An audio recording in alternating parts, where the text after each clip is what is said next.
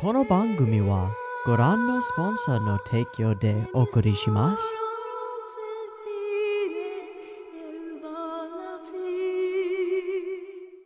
Alrighty, welcome everyone. I'm Teeaboo and I am here for Symphogear, specifically to finish up Season 1 of Symphogear. I am pretty fucking hyped right now.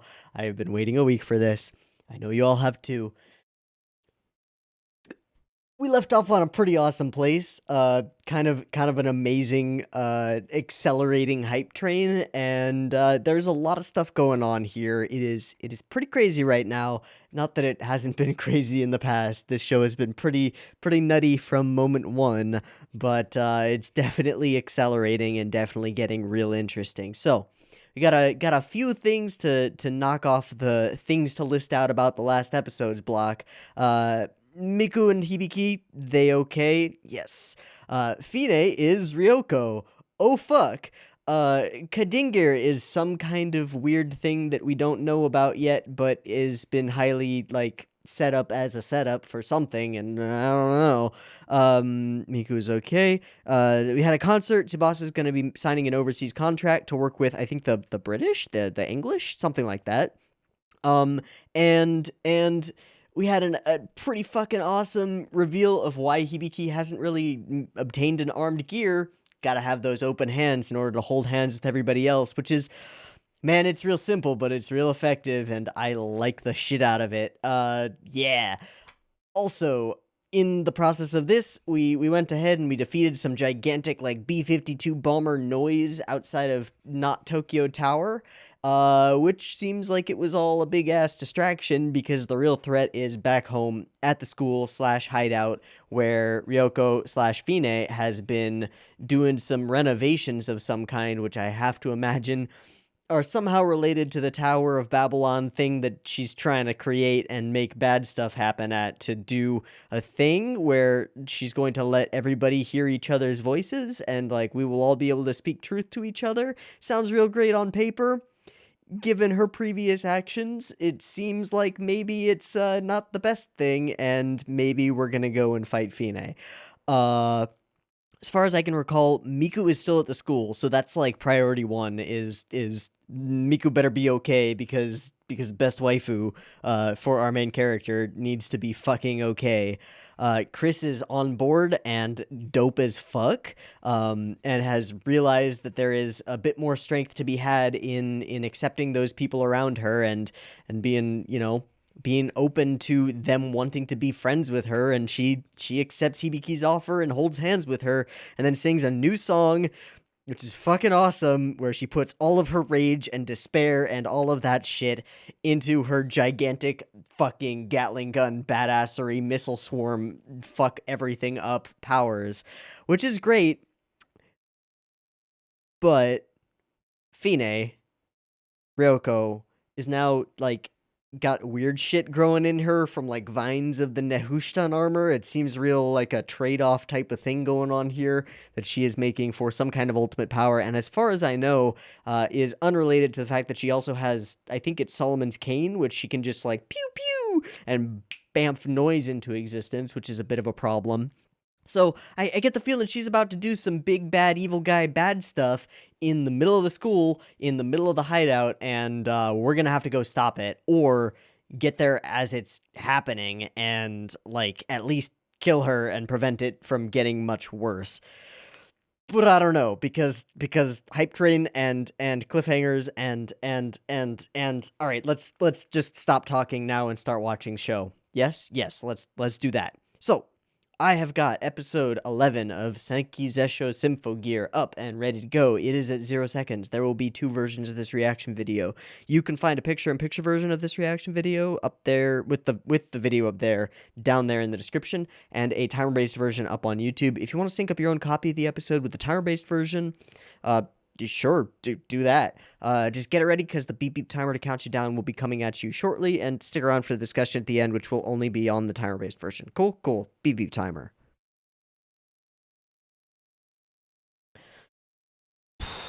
Here we go.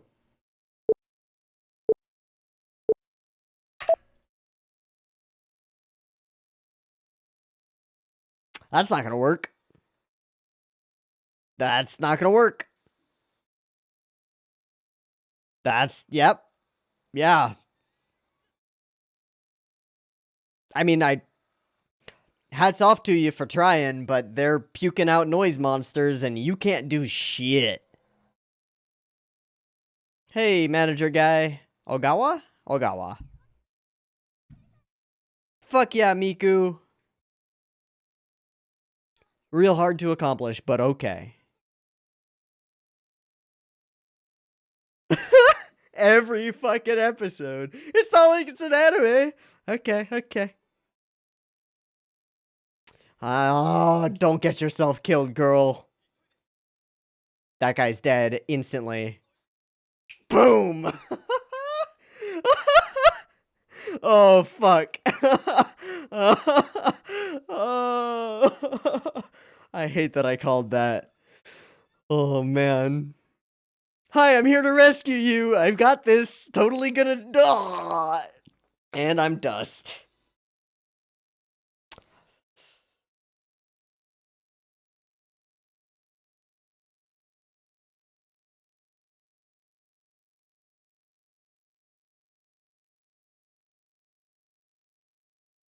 I love that transition. Mm.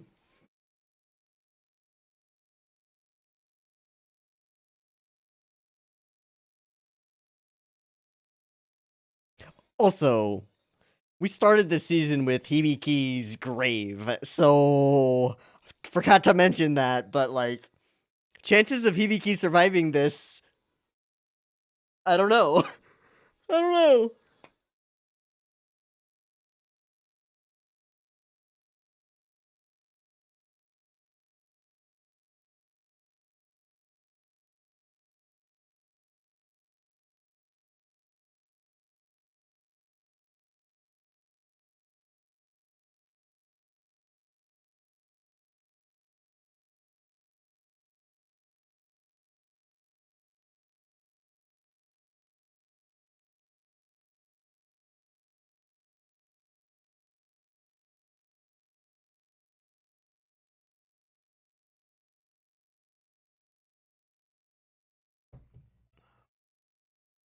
Having her run in the exact same framing as that soldier, a little scary.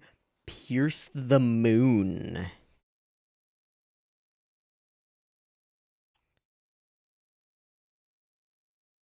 We've had falling stars as a motif, but nothing about the moon yet. Oh shit! Oh my god, was that Ogawa? It's not like it's an anime or anything. Can we get going? Oh.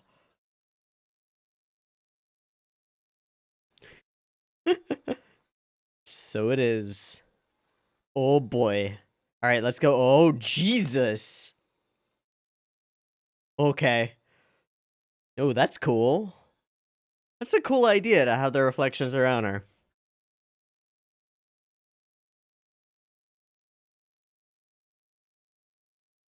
Yeah, this seems real Babylonian.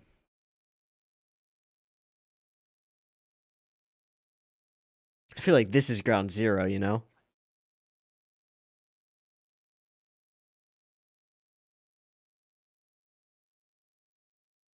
Kadingir equals, is that Fine? Miku better be okay. That's Fine. So Kadingir is her? Oh no, it's the tower.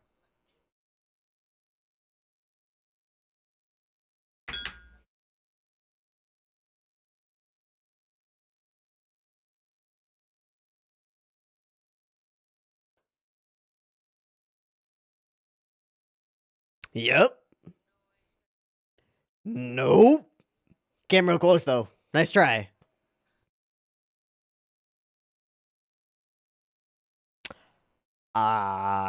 Nope. Nope, that is a bulletproof titty.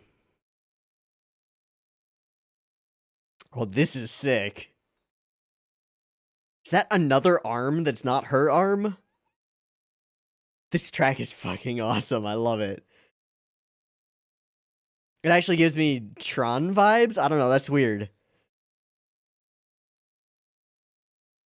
Oh, don't fuck with her. She's gonna sexually assault Miku. Shit.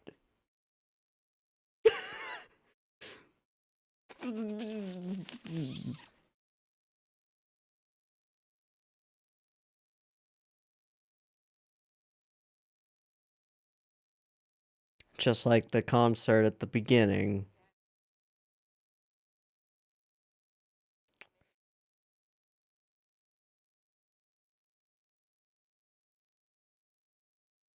I want Miku to just like be the hero and fuck her shit. No, not fuck her shit. Fuck her shit up. Hell yeah, they have. Yeah. Oh fuck, the double slap. Oh no. Oh, those shoes though.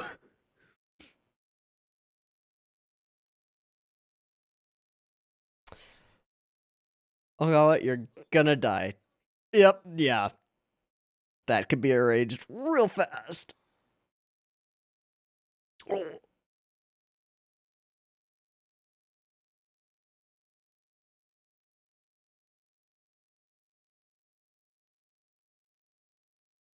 Of course not. Yeah.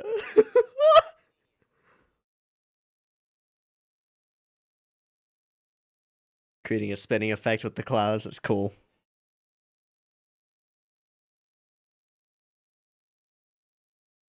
All right, Genjuro. Hey, it's the only way.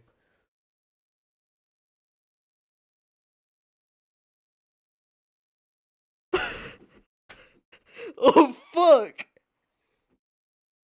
Well, barely breaking a sweat. Genjuro, who the fuck are you even? Oh shit, it's cracking. How? He didn't even touch her. Oh.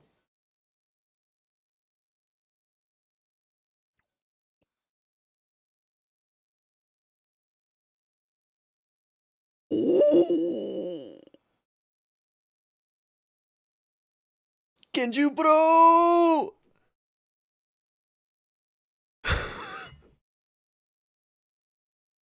Yeah, please! Give any. Yes! Motherfucking One Punch Man. But not even. No training. Right.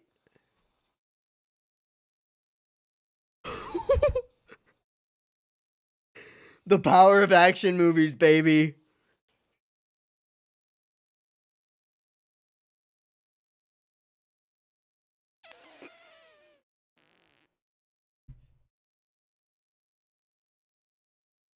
God fucking damn it. It was such a perfect hype train. And that's why stopping it is also perfect.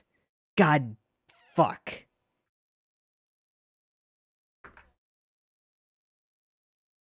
I mean, this whole thing has been about changing fate by struggle, which is like my favorite storyline. So.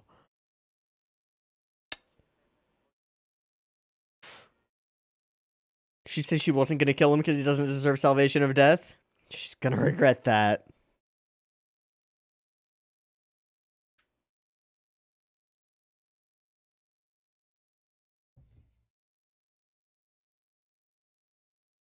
Miku, do you have emergency medical training? Oh, fuck. The Rondal, right? Yeah.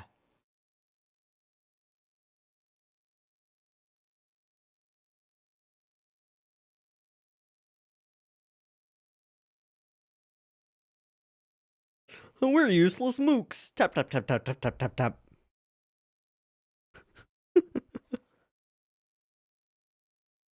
Yeah, please. Also, our main doctor is no longer existent. Yep.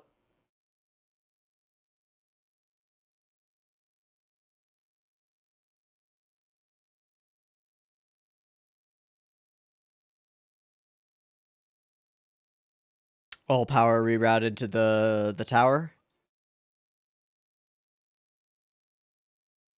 Oh man, this is just like the microscopic angel. There's so many Ava things in this show. It's insane. I love it. I love it.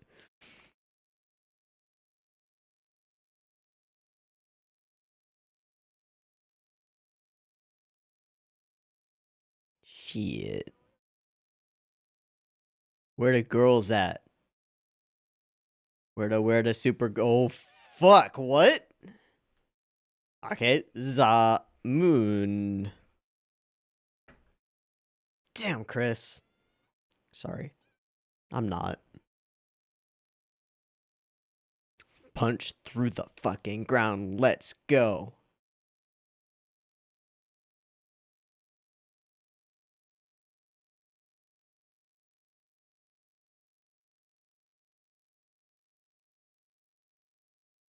She's just trying to distract them from the activation, isn't she? Yeah, you do. Yeah, you do, Chris.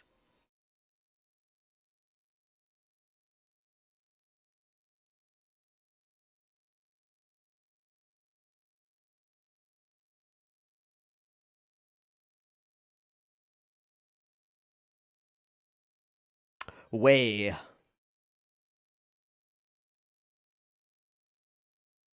Yep. Yep. Yep. All of the things.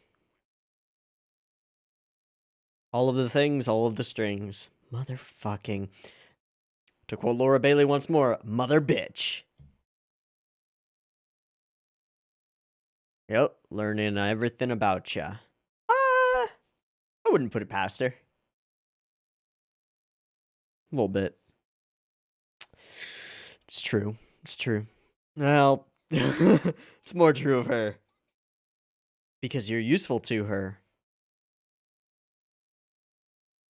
Or that.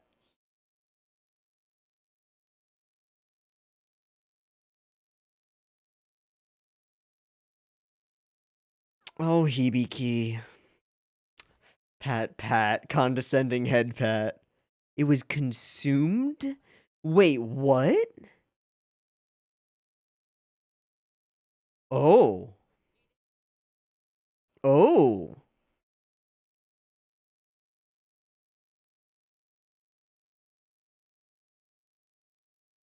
Aufwachen? We've heard that before, but I don't remember where. Okay, it's the one for any of them, right? Yeah.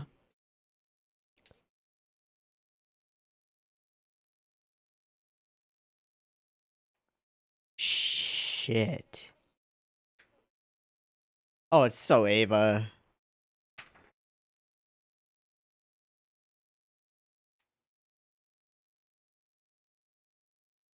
Yeah, but why you a bitch though? What are you trying to accomplish? What's the goal here? Yep.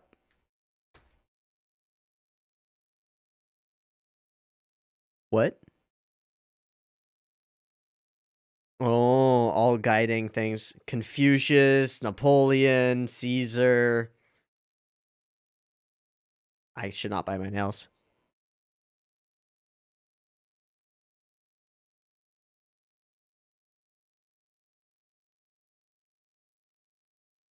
Soka. Mm-hmm. Probably. Also, that system that you just knocked is gonna just blow the shit out of you. I hope. Maybe. We'll see. We'll see. He's gonna raise up.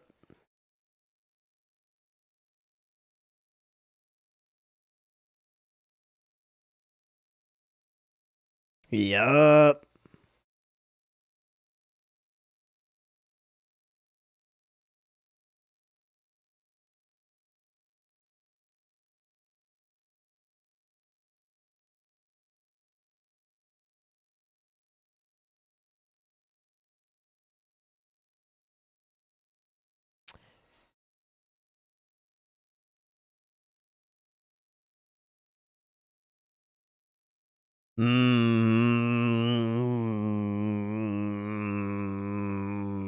That's bad. Is it? It looks like a cannon. Oh, fuck. So, mission pierce the moon? Is she gonna shoot a hole in the fucking moon?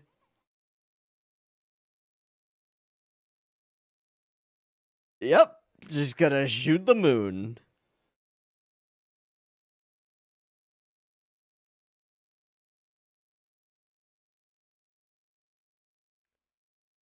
Capital H him.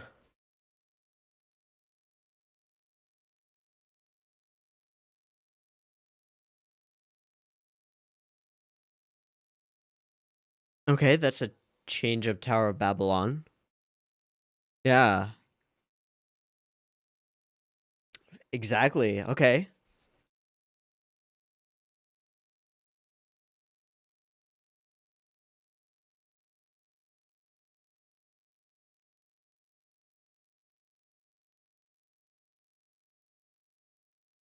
Okay. So you want to destroy that? But there's another way to get people to understand each other. Song, right? Ah.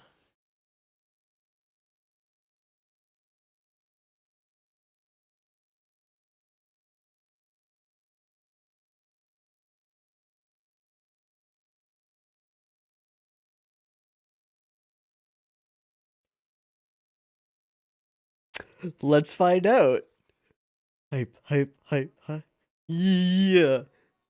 Power of song, baby. Can we get a multi-transformation sequence? Like all three at once? Oh my god, no fucking way! I'm on point this episode. I'm sorry, I am.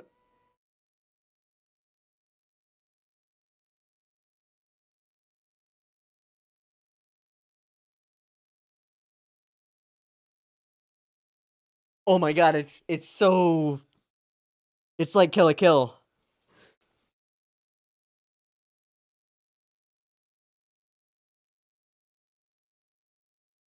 I've never wanted anything more and been immediately given what I want. This is the best.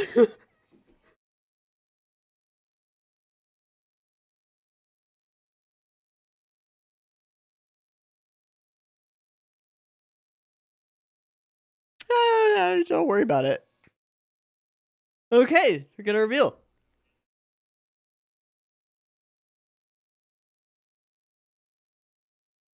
Government adjacent.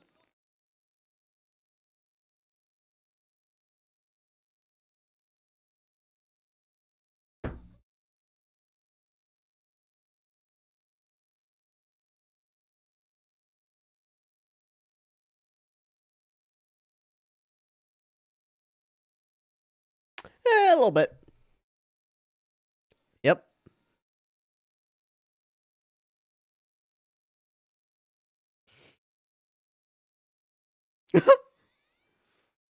Fuck yeah. Mega Death Party.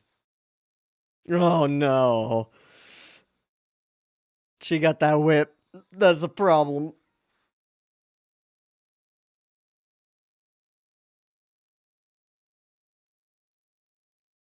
Mixing all of the songs together too. That's a problem. Ayo. Ayo.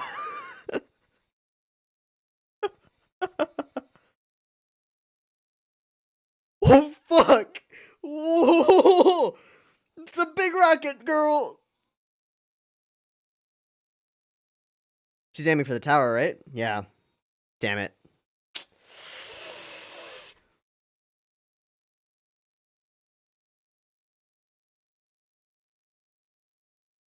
Ha.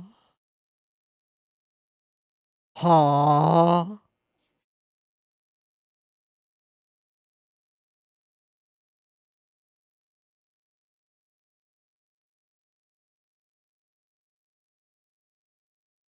Chills. What the fuck? She's singing her swan song.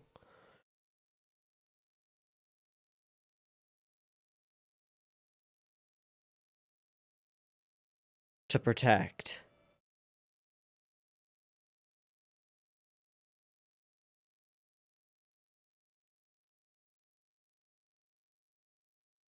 Refracting.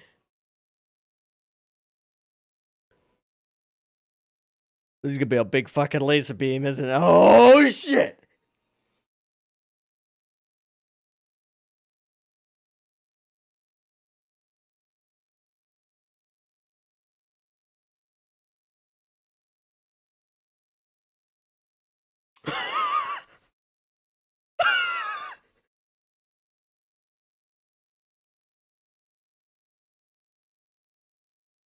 Entire power of a human soul.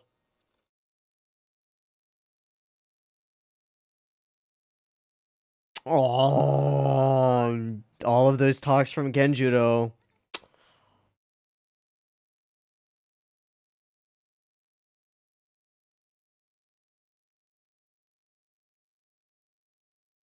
The reason I sing, and it's not enough.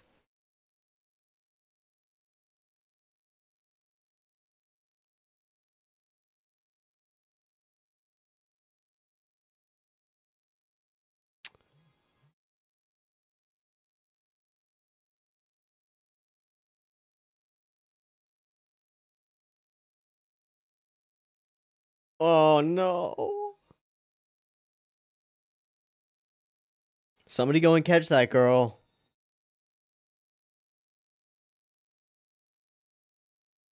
Instrumental refrain of the same.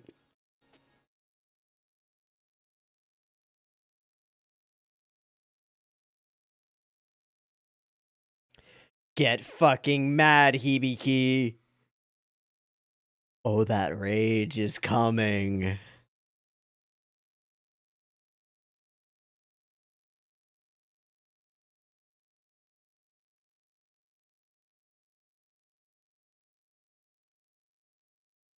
No brakes. There are no brakes on this hype train.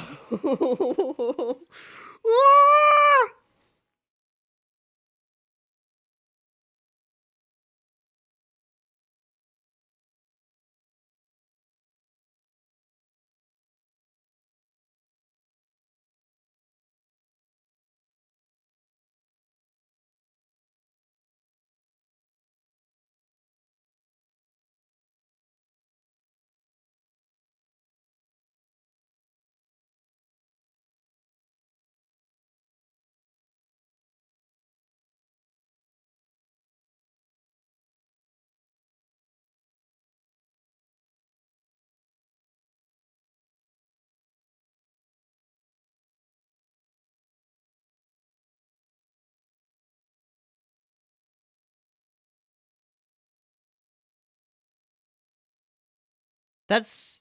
Is that a new edition? No, no, no.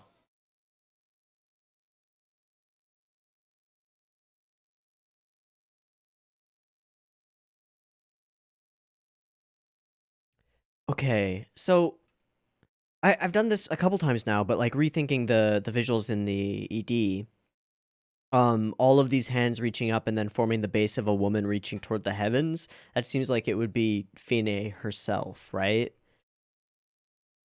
All of these converging paths that lead up to somebody desperately reaching upward. Okay, so the first thing that stands out about this episode is the fan service of it. And I don't mean that in terms of like the sexualized characters or anything like that.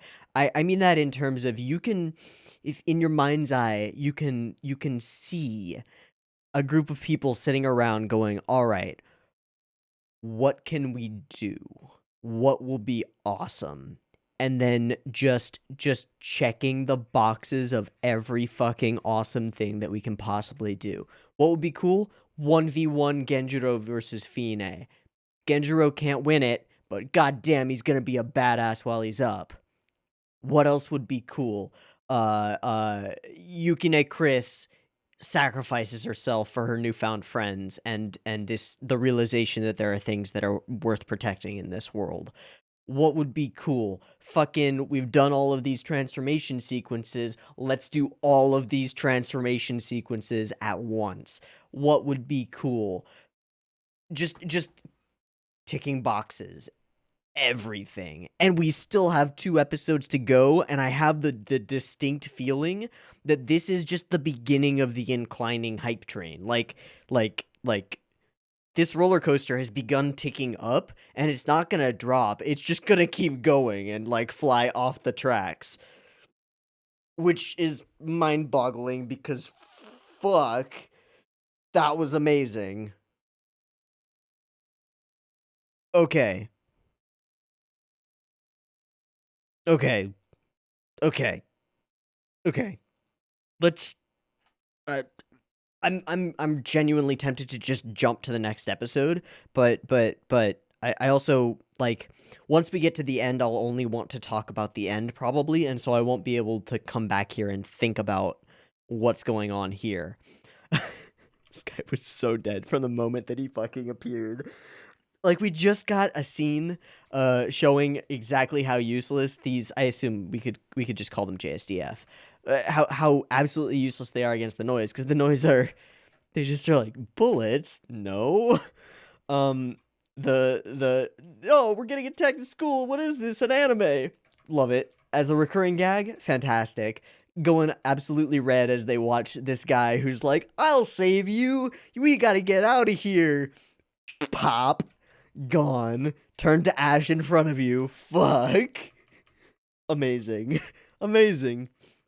Oh, I was gonna say, like, the other thing that this episode did repeatedly was a lesson in one way of building up your enemy, and that is have these like how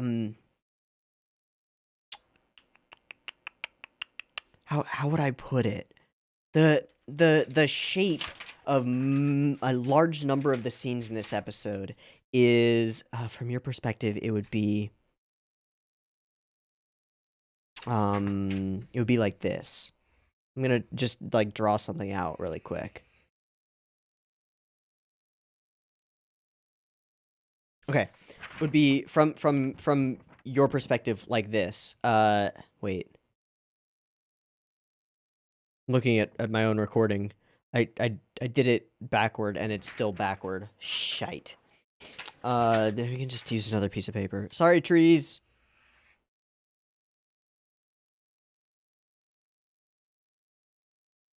Okay. Like so. Starting point is like baseline status quo, right?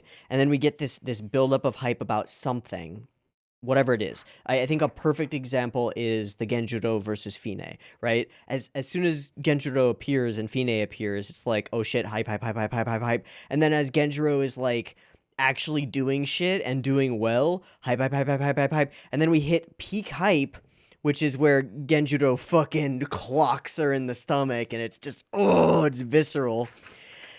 And then she stabs him through the chest, and we drop, right? This is like the waveform, the oscillating pattern of the episode. Except that the thing is that when you do something like this, you actually build a structure that's more like this, where you're continuously peaking out your hype and then dropping the hope, I guess, is the way it would go. But that creates this accelerating cycle of hype peaks where it just gets bigger and bigger and bigger, and all of the momentum of the entire system continues to move up and up and up and up. It's kind of brilliant, and it because you keep knocking the audiences, like the characters that we care about, the ones that we want to win, we keep knocking them down. It prevents the bad guy from having to get defeated immediately, but it still maintains a chunk of that momentum going upward, upward, upward, upward, upward, and that leads to amazing things like as Chris sends out a bunch of fucking gems behind her and ricochets these laser beams around them, and you go, oh fuck, what is she doing, what is she doing, what is she doing, what is she doing? And then the gigantic laser railguns come out. Oh, it just breaks you. You just kind of snap because the hype is too fucking much. So,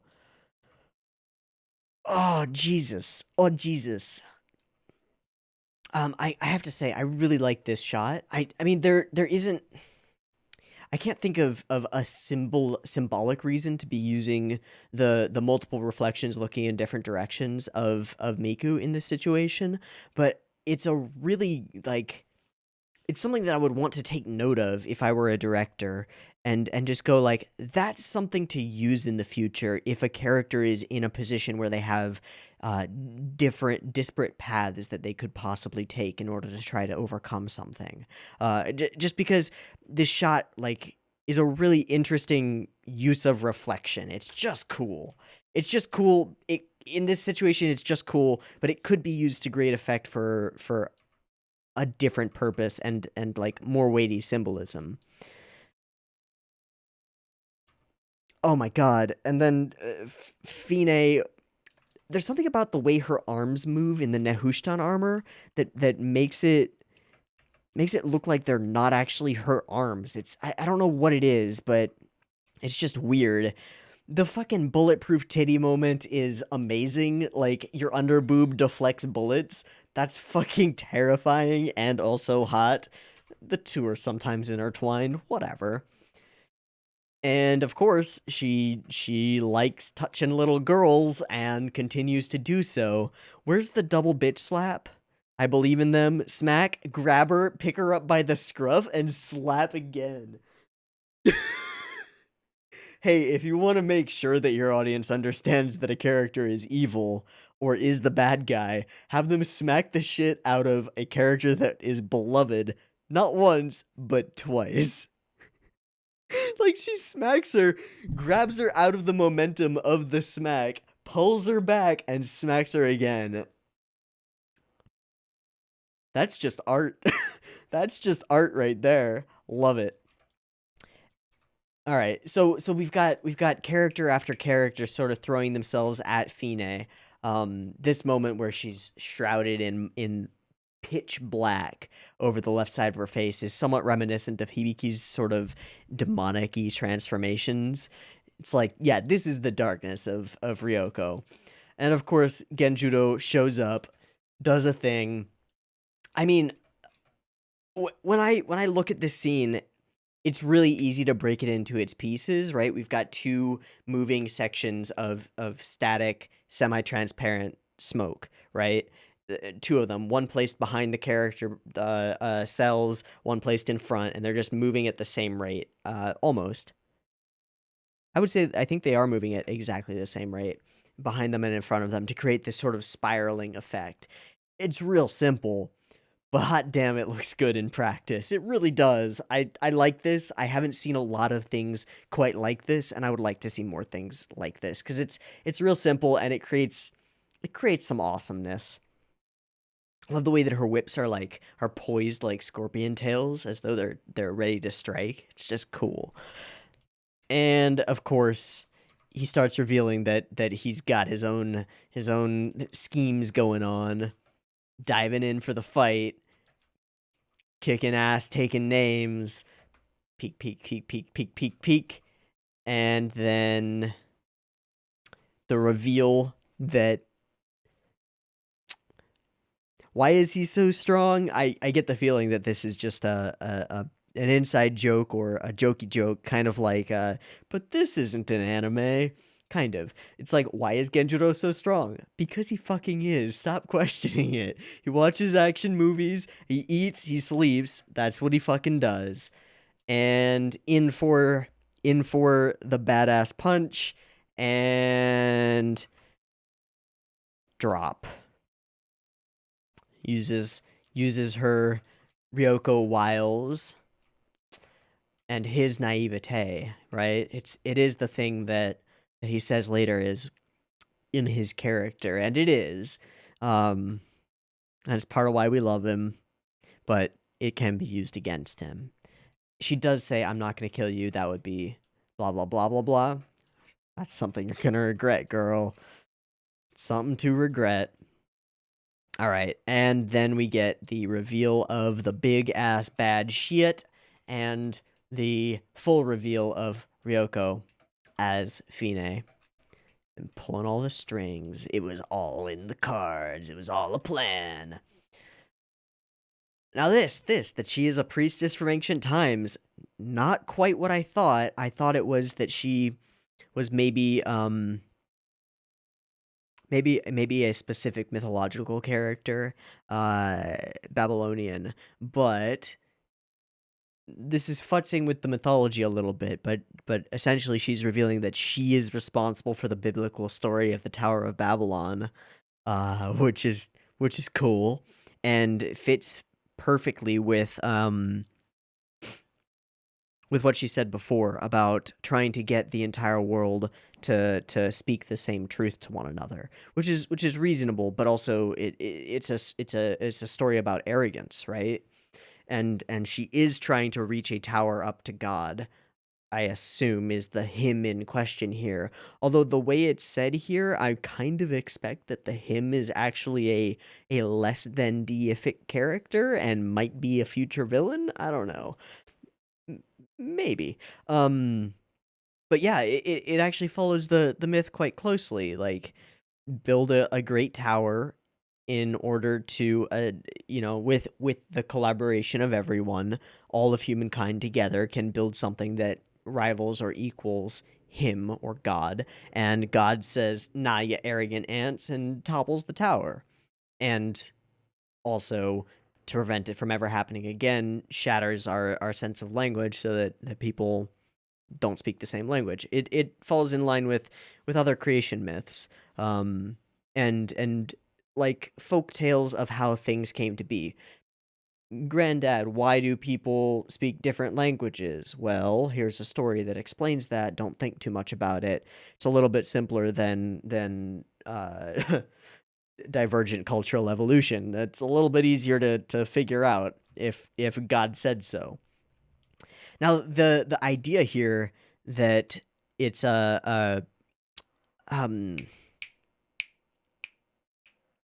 dominant recessive trait, kind of a dormant gene that would resurface. I feel like is there's something on the tip of my tongue that's another anime where something similar happens, and I can't think of it. But okay, whatever. Consciousness sleeping within Sakurai, and then these are all faces of famous individuals. Now, one thing that I want to do is I want to go through, yeah, I want to go through this imagery and see if we can recognize all of them. A few of them are real obvious. We get Caesar, I think is the first. Okay, yeah, Julius. Is that Queen? I would say Elizabeth.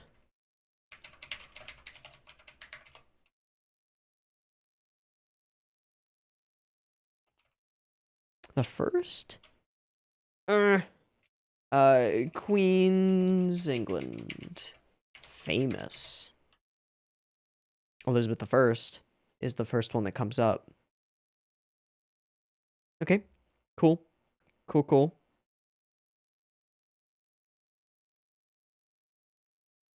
Just skimming through. Yeah, seems likely. All right, we'll just keep moving. Not sure on that one actually. I would guess French.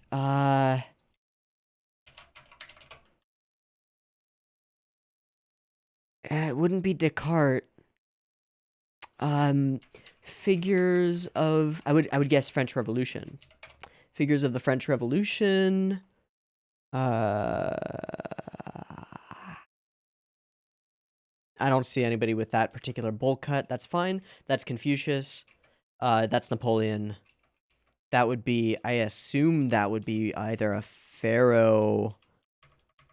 That would be a pharaoh, probably. So, male and female. And like the Symphogear system precisely, except that those are just toys. Which is great, because that mere toy is a thing which amplifies and feeds off of the in-universe minus destroying the moon solution to the problem that she is supposedly trying to solve. It's actually it's kind of brilliant here. Songs are things that transcend boundaries of language and truth. They are music is true when it's well written. because of specific mathematical innate mathematical like things about harmony and sequences of notes that make it true in the same way that 2 plus 2 equals 4 is true. Certain arrangements of notes sound right to us because they are right. um it's a thing. It's the way that music works. But beyond that, singing in a human voice is a means of expressing oneself, expressing one's truth of the heart across boundaries of language and comprehension.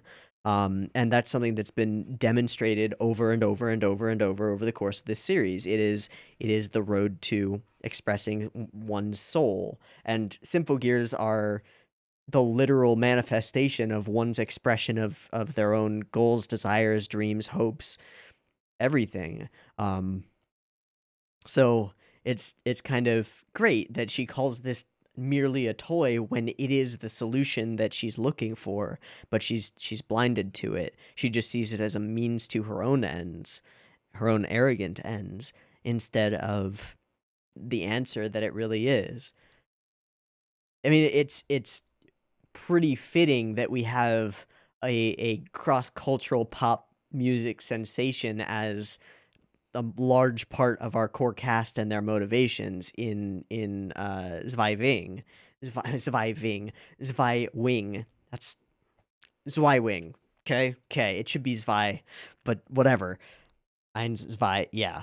Um, yeah, it's fitting that we have these people and we have people from other cultures coming and trying to get them to sing overseas and stuff like that, as she's saying like, "Oh, people can't understand each other, but they can through music." And that's the whole like foundation of this series. It all makes sense, doesn't it? It's great. It's fucking great. I also got to say that the color palette that they go for with that's like steeped in these purples and blues in the cool night, but with the oddity of this like red glow from the moon and illuminating the clouds. Some of these backgrounds are some of the best that have been in the series so far. It's just awesome. And then this unnatural psychedelic kaleidoscope of this gigantic tower slash ion cannon that emerges from below is just it's a cool aesthetic. We've got these sort of unnatural night tones to the world and this glowing giant giant dick from the bottom of the school. It's just it's a big problem. It's a big problem. So the tower on the plains of Shinar that would stretch as far as the heavens themselves, but he would never suffer a mere human to stand as high as him, and shattered it. The very tongues of mankind were confused. It is the key to the curse itself, the moon is. I'll have the whole world in my hands. Got the whole world. All right. How third rate? And I love, okay, I gotta say, I love one thing about Yuki. I love a lot of things about Yukine Chris, but I love that when her back is up against the wall, she grins. It's, and doesn't talk about it. It's like, oh, I'm watching Fire Force at the same time as this, and there's a similar thing there. When Shinra, the protagonist of Fire Force, is nervous, he grins, and he's got like a nickname for it and all that shit. And it's like a major plot point that doesn't mean anything about his character. Here, it's actually used for emotion. Like she is thrilled that she gets to fuck Fine's shit up. She is so happy, and also it's a grimace too. It's just cool. It's just cool. All right, and then we all together now. Fucking all of the transformations all in one. Now there's kill dual transformation. Yeah. Yeah. Look, I don't know. I feel like this is something that's probably done in a lot of shows, magical girl shows, other things where you get simultaneous transformations of characters. I don't think it's like a novel concept, but I think it's one that works fucking well. And so I won't go out on the limb and say like, oh, Kill la Kill was ripping off Symphogear or anything like that. But man, it worked in Kill la Kill as a hype ass moment when characters who were at odds for a long time finally turned their attention together towards the same goal, and it works here. It's just cool. It's been brewing since the beginning, and it comes to fruition, and it's just right. It's just right. I love it. I love it. I really do. And I'll begin fighting. Thank goodness. Glad you're okay. Get a bit of a reveal to everybody else. Get some super special moves, and again, we've got this up, oh shit, for each of them in turn. Like, if I think a lot of this sequence, I was like, oh yeah, oh yeah, oh yeah, oh,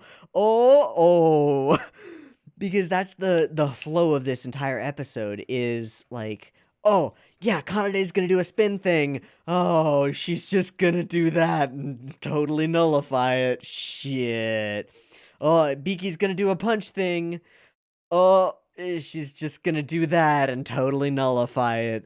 Oh.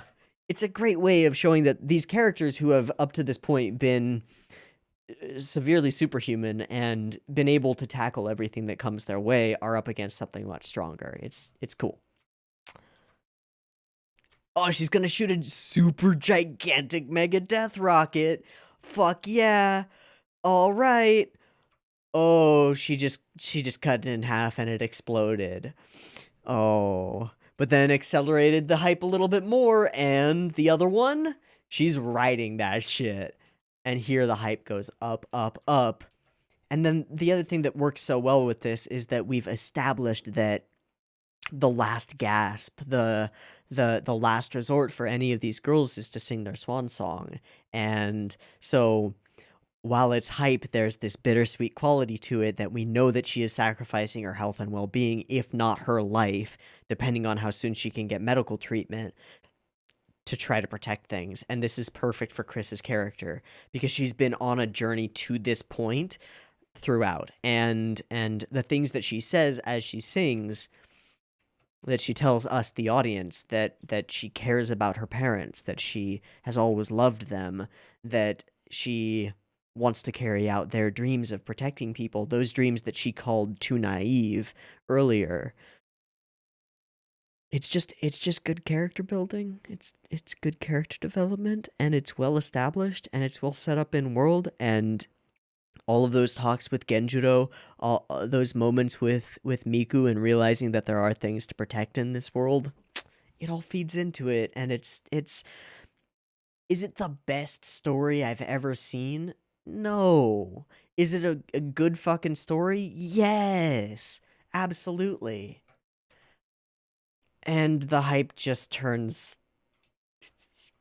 maximum, you know? Just maximum. Now the beam still fires, the moon is still struck, and a big chunk of it starts flying off, but she does not, given Chris's involvement, she does not explodify the moon, which I assume was her goal. It took enough of the power out of it. And Chris falls to a reprise of her da da da da da da to her own song, played on, what is that instrument even? It's awful. I hate it. What? It sounds like a dulcimer? Is that instrument? Dulcimer. I don't know. I don't fucking know. I don't know instruments. It sounds like a music box, but tinny and awful. I hate it. And I think we're supposed to. I think that's intentional. But from there, we show some faces, and then we see a very angry Hibiki. And I am so excited for an angry Hibiki, because boy oh boy is that what we need right now. Ooh. Okay. So, I have said my piece on this episode. For the purposes of ensuring that all of the tracks are synced up, I'm going to take a momentary break and drink some water and let my throat/voice, which is getting a little bit scratchy, recover slightly. And then we will go ahead and come back and jump on into episode 12. So, I'll see you in a moment. Peace. All right, welcome back. We are as ready as we're ever going to be to go ahead and dive on into Symphogear episode 12. I will be honest and say that my heart is not ready. But it also compels me to move on and to go forward, and so we will do exactly that. So, beep beep timer.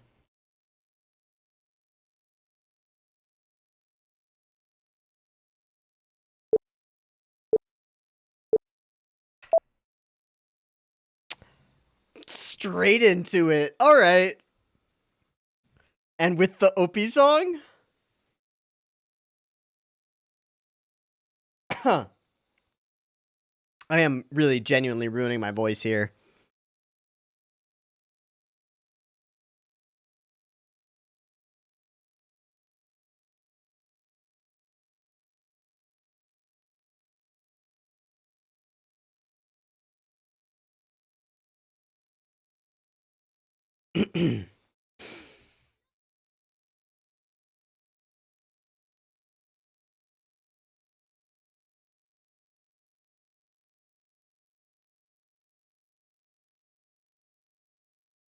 Just get fucking mad. Oh, Miku. It doesn't have to end yet.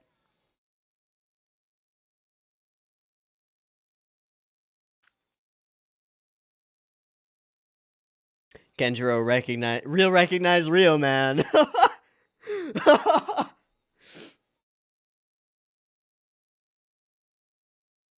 Let's go, Hibiki. Let's go. Let's go. I don't even care. I will ruin my voice. No title. Oh, Symphogear is the title.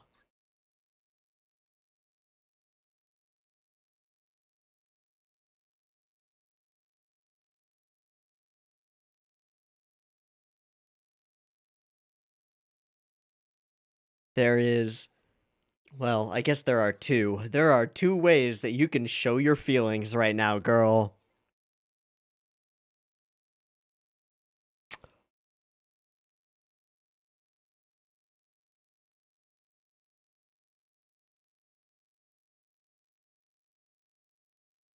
Oh, that's so good.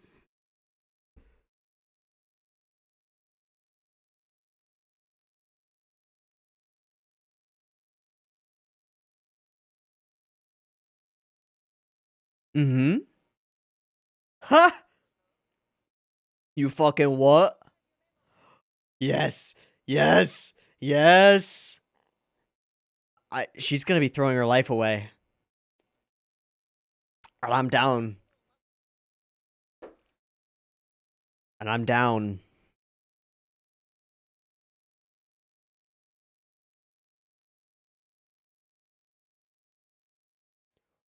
Stay out of the way, Tsubasa.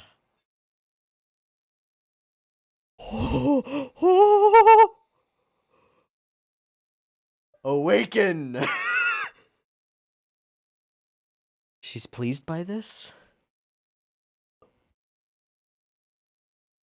Oh shit. We're going to Full House Festival, are we? I've heard enough house to know where this song is going. I've heard Sandstorm enough times to know where this song is going. Yeah, but it's aimed at you, bitch. It's aimed at you, bitch.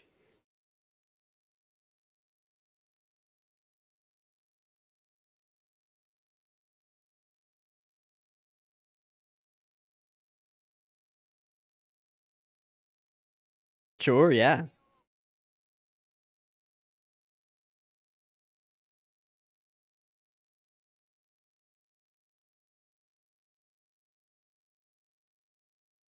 We'll see.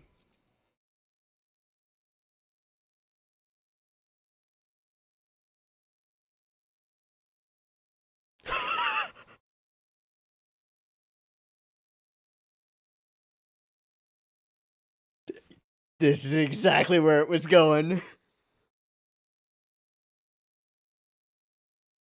Just a demon of shadow. I don't believe that. Good. Good. Asgard, fuck you.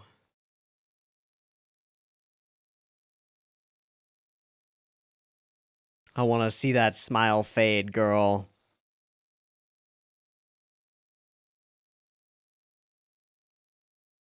She is unfazed.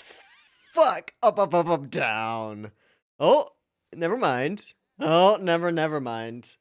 This is very, Blumenkrantz, doesn't matter.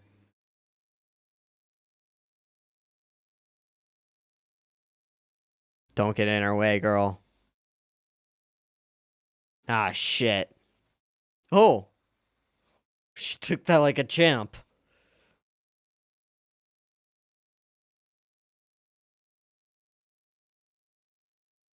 Okay, I might have spoken too soon about the whole being Rage Incarnate is really cool thing.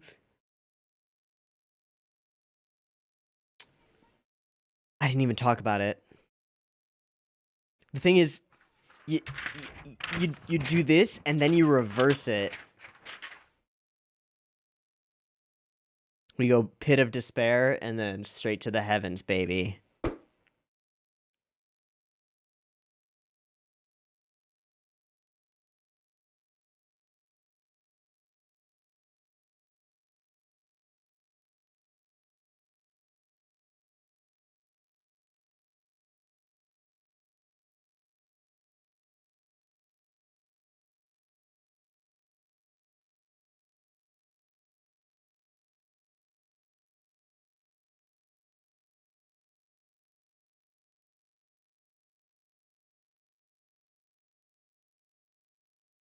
Oh, shit.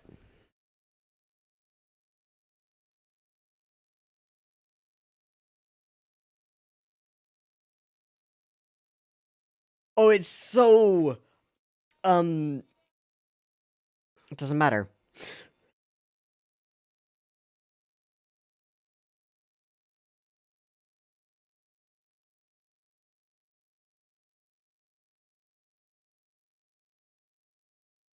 It is. Round 2. No one to stop it this time.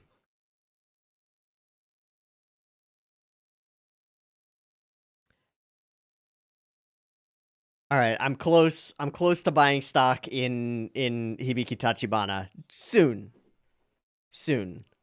Cuz this candlestick is going to turn green soon.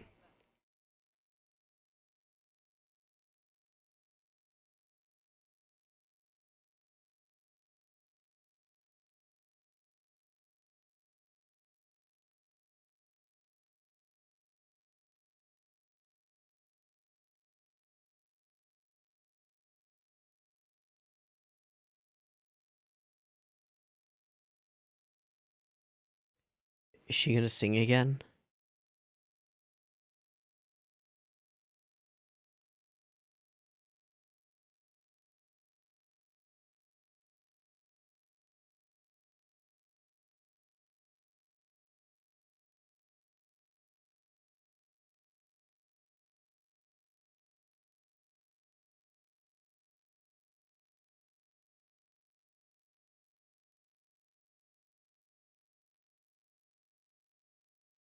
Bye, bye, bye, bye, bye, bye, bye, bye, bye, bye. I'm putting my life savings into Hibiki stocks right now. She's gonna hug her. Bye, bye, bye, bye, bye, bye, bye, bye, bye, bye, bye, bye, bye, bye, bye.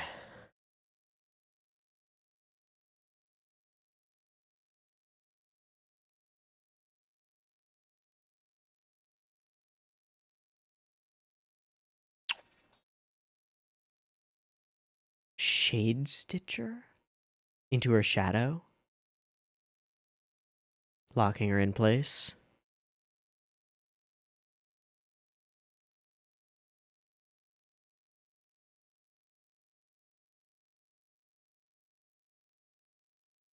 My entire life savings is already in Hibiki stocks, so...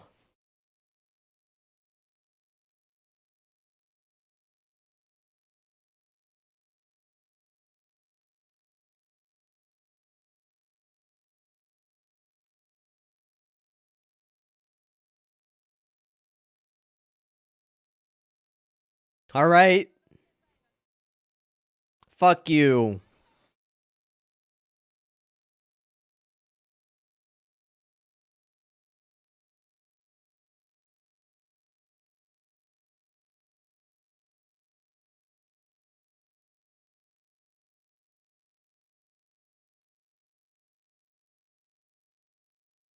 Everything.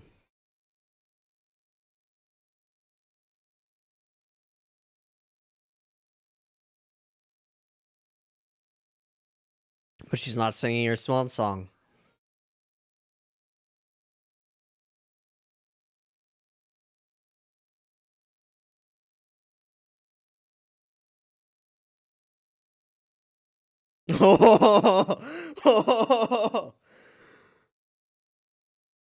With fucking rocket boosters.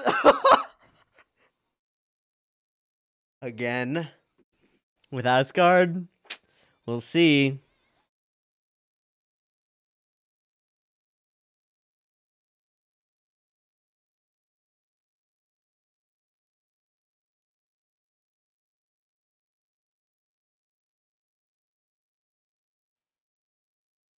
Oh.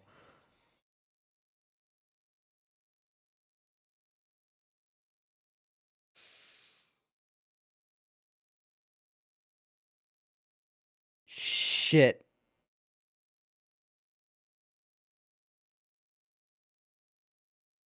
Okay, I'm gonna take out a loan and put all of that into Tsubasa stocks just to hedge my bets.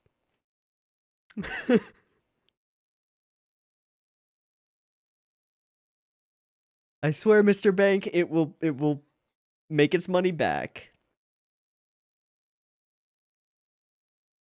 Hmm.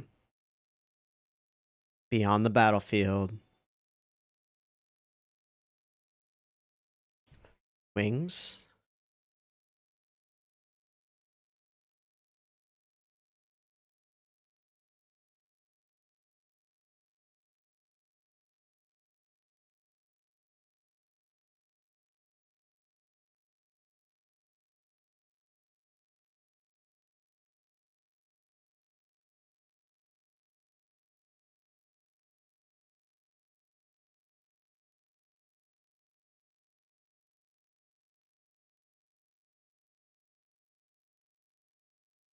Bullish as fuck.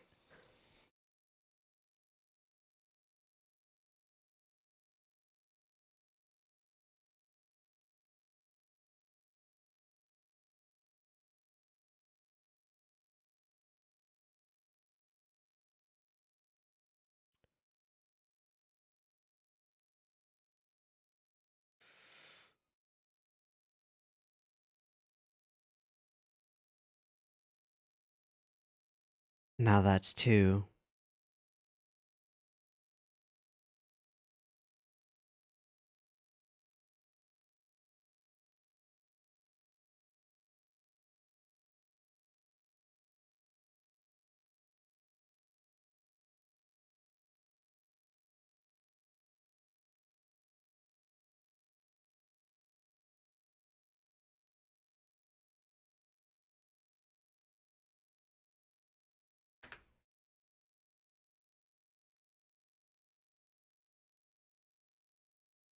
Miku gets it.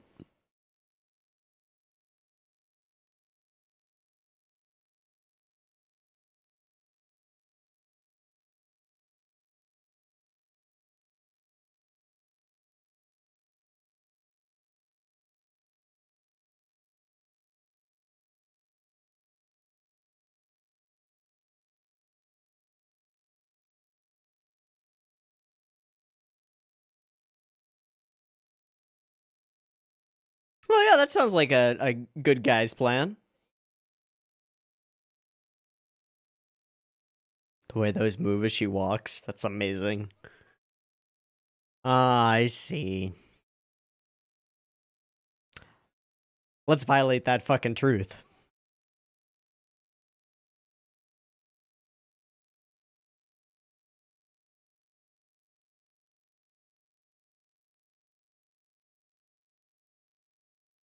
Oh, shit.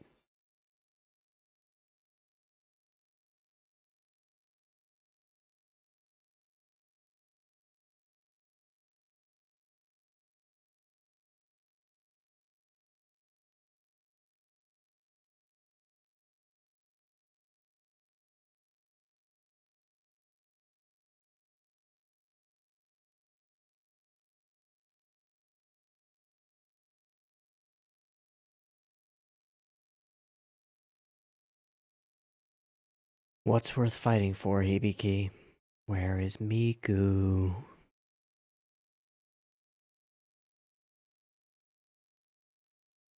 Where's Miku?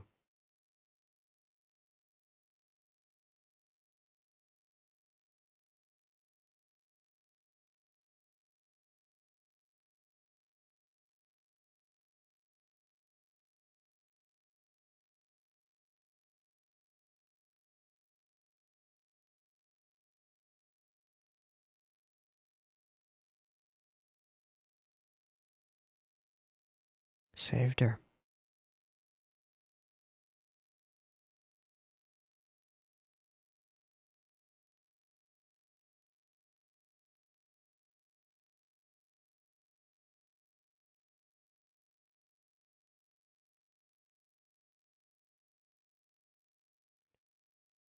Sing. All of you. School anthem. It's been set up.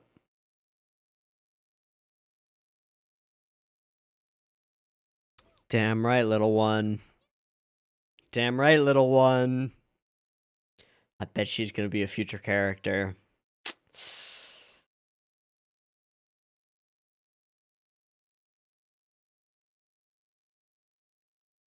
Yeah, let's go, Miku.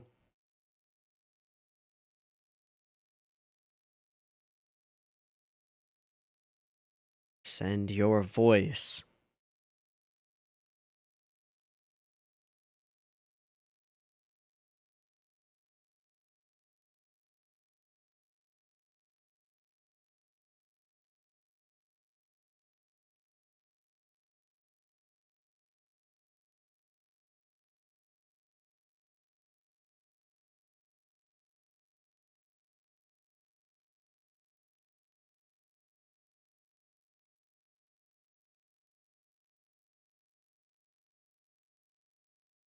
You fool. You fool.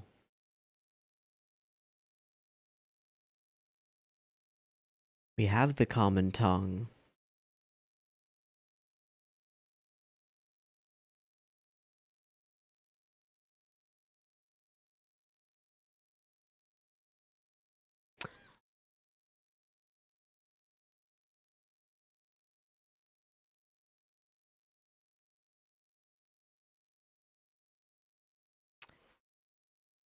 Their voice to her, and she'll realize how wrong she was.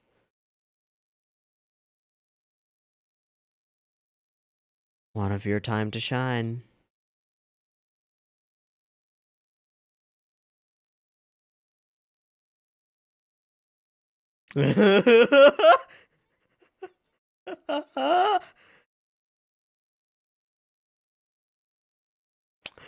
Well, hey!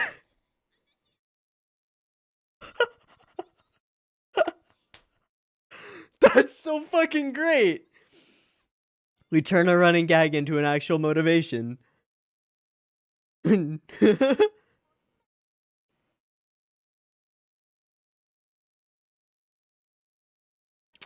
Yeah, let's do it together.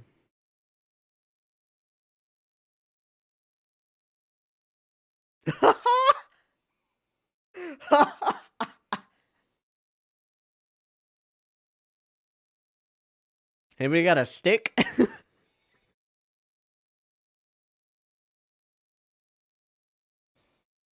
Bingo.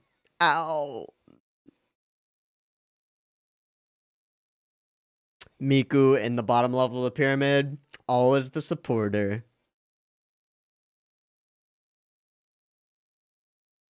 Mm.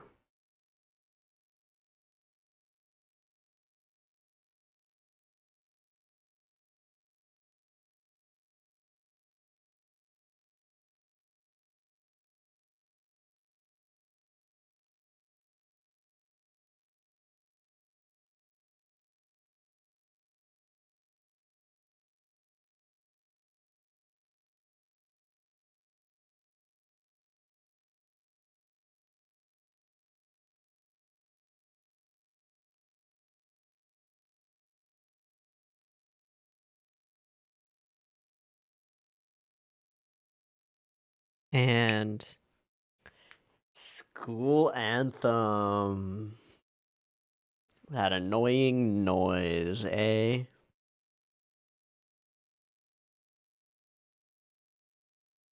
Mm-hmm. Mm-hmm.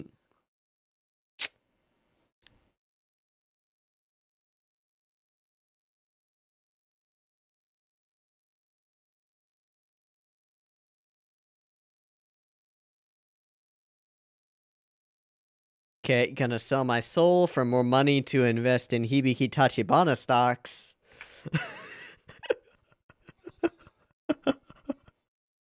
Gotta buy low.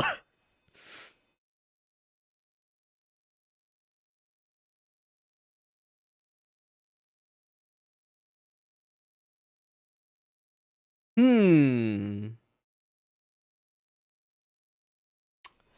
Most like an alternative tongue that everyone understands. Hmm. Oh, the drill.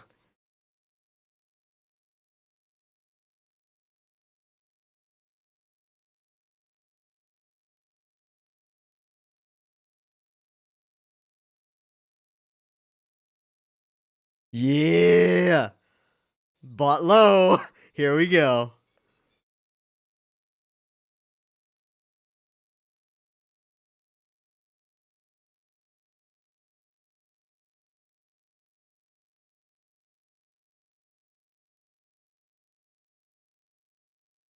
Hmm.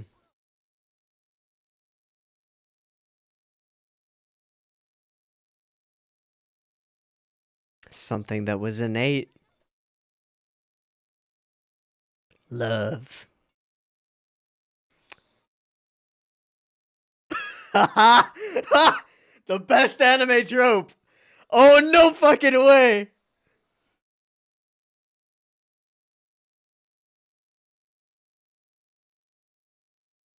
Wings.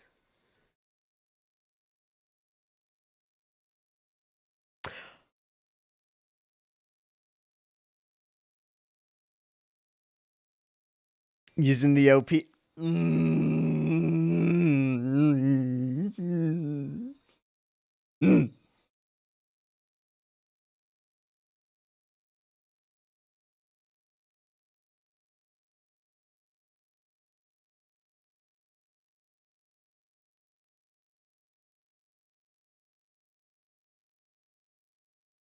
Is there an after credits? Yes, maybe. No. 40 seconds left. 30 seconds left. No. So, next episode.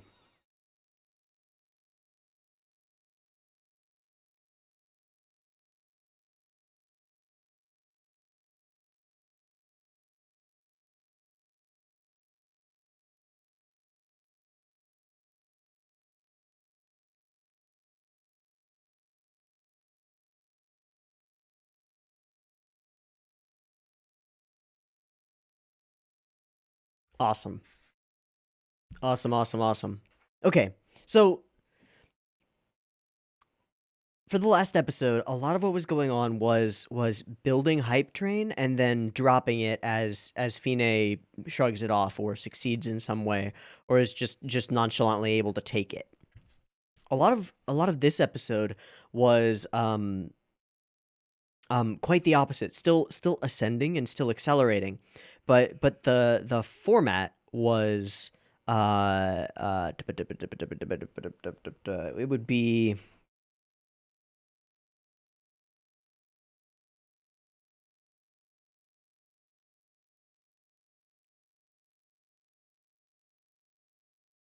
would be more like this, where we go down, down, down, and then up as our heroes begin to succeed and succeed and succeed in little ways.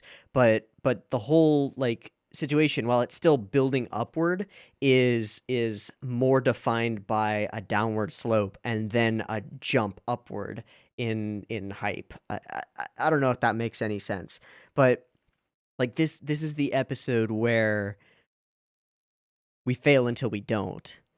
Whereas the other one was the episode where we succeed until we don't. Where we're building, building, building, and then we fall. Here is the one where we're failing, failing, failing, and then we succeed.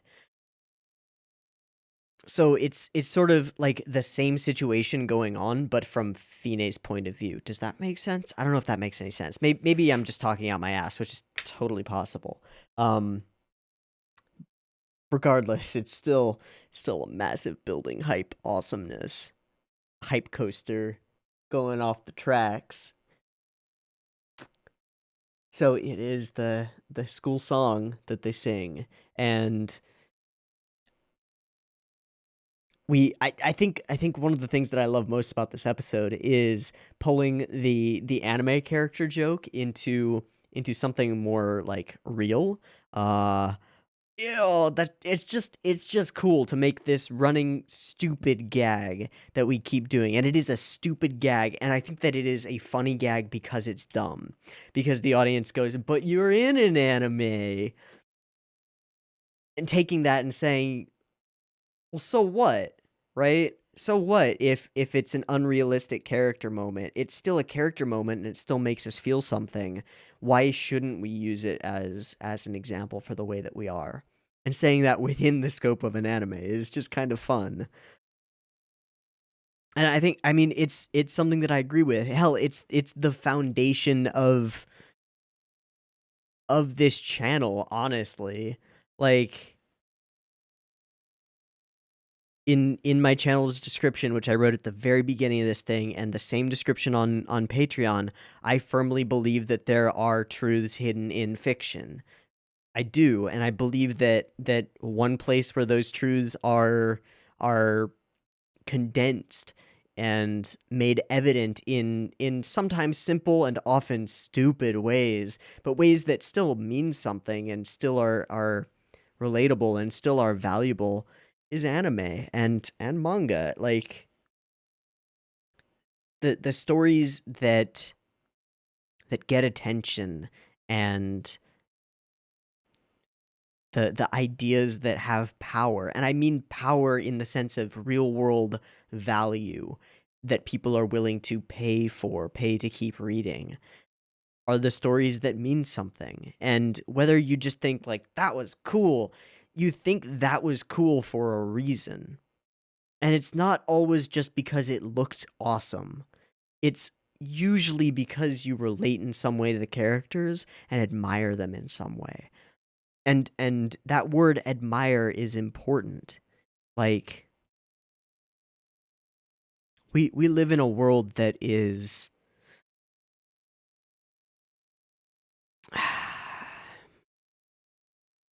we live in a world where, despite our ability to connect being stronger and more prevalent than it has ever been before, it is seemingly increasingly hard to find real world role models, to find pure unadulterated idealism. And I think that childish, naive idealism is important. I really do. And maybe that's in itself idealist and childish and naive, and I am okay with that, because it has always worked for me. It has always worked for me. The stupid, and it is stupid. It's stupid. You have to let go of that. The stupid willingness to throw yourself at something without regard for self-preservation, because you believe it is so and want to make it so, has been the only thing in my life that has worked. And like I used to work in startup land in Silicon Valley, and the people who made it, the people who founded companies that succeeded, weren't the calculators who took easy calculated risks. They were the ones who sacrificed everything and threw themselves with abandon into what they believed was right and good and interesting. They were the fucking stupid dreamers. So I really like this moment where this character who's been standoffish about it turns around and says, "Well, fuck it. If I can't use fictional characters as a role model, then I'm worse than they are. I'm less real than they are." I think that's true. I think that there are some fictional characters out there who are more real and have more impact by their existence, by their hard-headedness, and especially in like shonen battle manga. I know it's weird to say that, but especially in dumb shonen battle manga, I think there are characters that have more impact on the world than any individual person could ever have unless they created one. I don't know if that makes sense.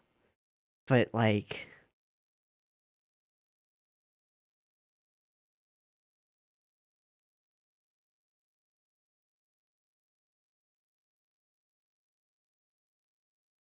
I think that Gun Freaks or Tanjiro Komado or pick a JoJo have had more impact on the way that more people think about things than most successful human beings will ever have. And I think that Tachibana and Tsubasa Kazunari, I think that's right, are characters that fit that mold, fit that role. So it's a meta statement about this show, I think. And this show is like a lot of anime, it's dumb and it is unbelievable, and yet it embodies, in a weird meta sense, it embodies its own ideals of being a way of a form of speech that transcends cultural boundaries and even transcends the standoffishness that people have to having their ideals changed, because we don't view shows like this as propaganda for ideals so much, and usually we're resistant to such things when we do view it that way. We view this as entertainment, but it's so much more. It's so much more. I love it. I love it. This is a damn good show. It's a damn good show. It really is. Ah. Okay. So, he becomes a rage monster. I have to say, this whole sequence, and I can't play it because copyright, but this whole sequence accented by the boom of her vine entwined sickly silver heart as she gives into this rage, and I root for it, is fucking awesome. And Tsubasa's rage at talking shit about, well, her rage at what she thinks, Fine is saying that could relate to Kanade is awesome, and I fucking love it. Um, um, um, um, um, um Kiryuin, Ragyo. There are some pretty distinct parallels between Fine and Kiryuin Ragyo that goes so far as to make me and the bonding with something extra extra outside of human, um, with a relic.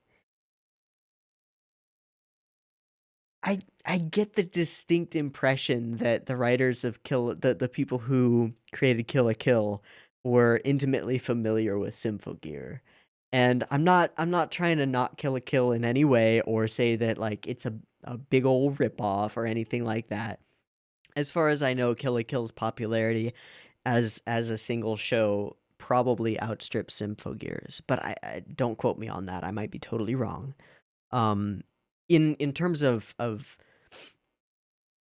penetration into the Western consciousness, the Western anime watcher's consciousness, certainly, and part of that is due to like it being on Netflix and things like that. But it's a differently condensed package of the same kind of story of fighting against all odds and reckless idealism.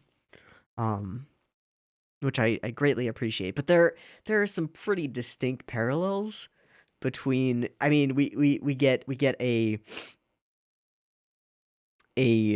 female character who is somewhat unwillingly, although Hibiki isn't unwilling to do this, her goal is to help. They're very different characters. uh, Is wrapped up in a much greater scale conflict. Dons a suit of effectively armor, uh, made of or by the same individuals who are the villains, but for a different purpose, in order to face off against what is essentially an extraterrestrial and almost uh, giant monsters that are beyond our comprehension. Great old ones. Cthulhu myth, Lovecraftian. Thank you. Just missed that word. Missed that name. Almost Lovecraftian entities, uh, with goals that are inhuman.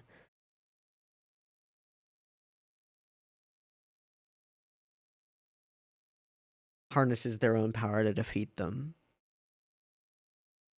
through reckless idealism. Forms bonds with characters they were initially at odds with, upon discovering that they're actually in the same boat. There are just too many parallels to think that it's a coincidence. It makes me think that someone on the Kill la Kill writing staff went, I could do that, and did it. I don't know. I don't know. I don't know. I don't want to get hung up on that. Anyway.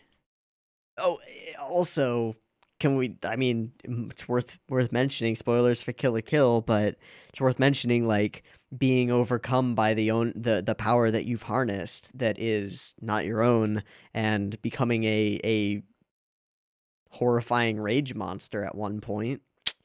That fits too. Yep. Yep. Yeah. And also a regenerating being of smugness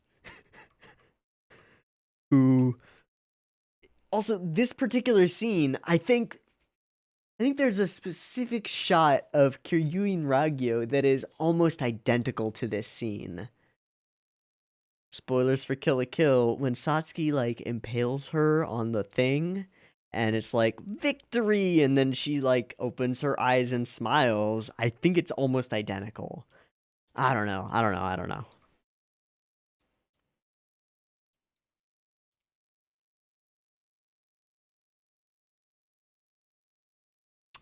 If last episode was characterized by building hopes, dropping into despair, this episode was characterized by building despair, jumping into hope. And I think that's really interesting to see both methods of hype building worked together in two consecutive episodes. It's real cool. You know, here we have despair reaching peak levels as she is preparing to fire the cannon again, and like, oh shit, Chris's entire sacrifice just went to waste. everything's fucked. She's gonna shoot the moon out of the sky. It's gonna be terrible. It's gonna be the worst. And then Tsubasa jumps forward with a self-sacrificing moment and prepares, it seems, prepares to sing her swan song. Because we've seen this exact cut of a character closing their eyes and then opening them as they prepare to sing their swan song and sacrifice themselves for the greater good. The greater good. Little Hot Fuzz reference in there. Throw that in for some spice. But no, she doesn't sing her swan song. She does not. She takes the punch from Hibiki and embraces her. That's a really cool moment. It's a really cool moment. And then binds her shadow, which I do believe we've seen before. Yeah, one that's meant to bring people together. Binds her shadow and then becomes a phoenix as she sings her own normal song, throwing everything she's got at Fine, but all of it is a distraction. And as the shield doesn't break, she uses the momentum to swing forward, swing out her blades, and create her own wings of fire. Whoosh! And then we get this sort of awesome chase sequence, a moment of Zweiwing lives together as one. Whoosh! Ascension. Literal and figurative, tearing down the tower once more. Fucking awesome. And then the spotlight turns away from Hibiki and toward the home front, where really, like, it's Hibiki's efforts that motivate them to help her, right? It's all one. It's all one and the same. Like, her saving that girl and fighting her ass off is what motivates them to take action, and them taking action is what motivates her to stand up again and to not give in. Brutal. Brutal from Fine. And then this little girl. An adult wouldn't be able to fit, but I can. Thanks, Smokey. Just throw in some JoJo's, you know? The damage that a superb song causes to its user doesn't matter. Doesn't matter. And then we fucking spirit bomb Hibiki. So, one thing I'm not sure of. Is this a reawakening of Chris and Tsubasa? I assume so. I assume it's not just symbolic. Because it's still really powerful symbolism that they become her wings, right? Symphogear. Whoosh, whoosh. Oh, it's so cool, too. It's so cool.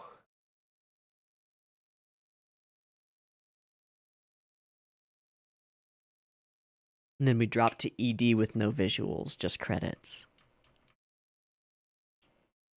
Ah, this was a really cool episode. Didn't have the same, like, absurd levels of hype as the one before it, but it was still pretty far up there.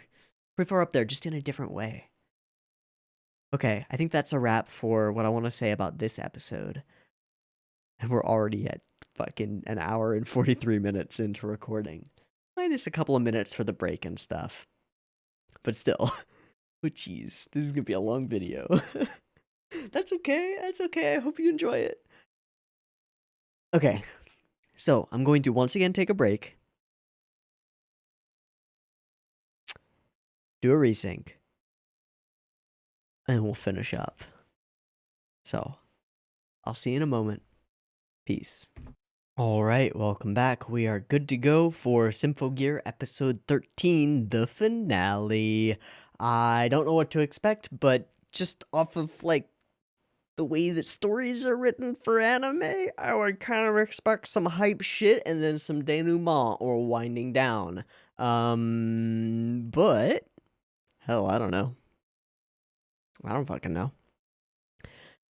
Hibiki just popped out some spectral, ghostly, dope-ass Symphogear wings, and also I kind of noticed while I was staring at the end of the last reaction, I didn't comment on it, but I probably should have, that like a lot of the pieces of her armor went from their usual like gold and black aesthetic to being a lot of white, very angelic. So just throwing that out there because I didn't mention it before. But there's still a Fine out in the wild. I figure it might be time to punchify the shit out of her. Hopefully. Kind of hoping that at the ending sequence where we saw both Chris and Tsubasa like seemingly going through a transformation again, that they were somehow revivified a little bit. That would be nice. I don't want them to be dead because I like them. And I want all our characters to be happily holding hands at the end. All of that said, I'm still a bit worried because of the way that we started off this season with, I believe it was Miku going to what looked like Tachibana's grave and putting flowers there in the rain. So this could end like happy sad. This could end with a self-sacrifice. Self-sacrifice has been a strong through line throughout, so it's a maybe. She may sacrifice herself in order to eliminate this threat to humanity and peace and all of that. But we'll see. So, let's go ahead and dive on into Symphogear episode 13 and find out what we find out, see what we see, watch what we watch. And yeah, that'll be it for this season. And then next week we will pick up with G, I believe. So, multiple versions, blah blah blah blah blah, beep beep timer. Hopefully my voice holds out to the end. It's getting pretty scratchy. Alright, beep beep timer.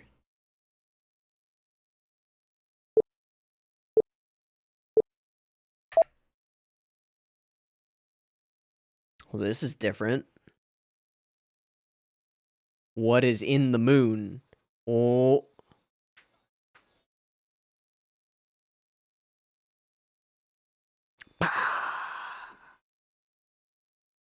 Yeah. Oh, all of them. One-chan Tachi. Good. Yes, it is. Indeed, you are. Fall and burn away, then.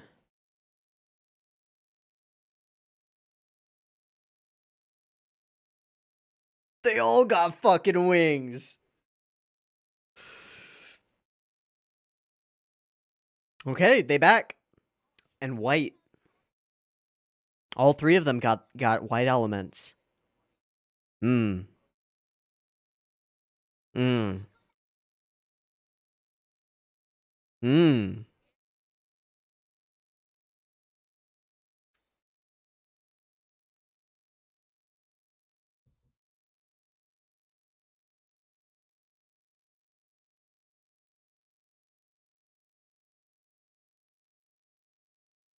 Ah. That actually makes a lot of sense. Like noise and a signal.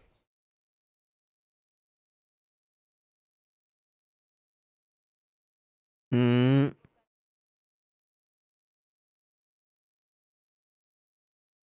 Oh. Oh, well, fuck you then. Like a few noise are gonna stop these fucking ascended Gia. Descend? Oh shit, okay. More than a few noise and gonna attack some innocents. Gotcha. Fuck you, Fine.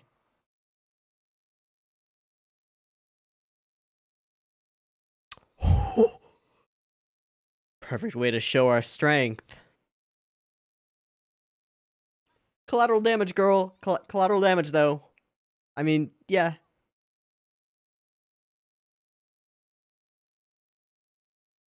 Wasn't you, really.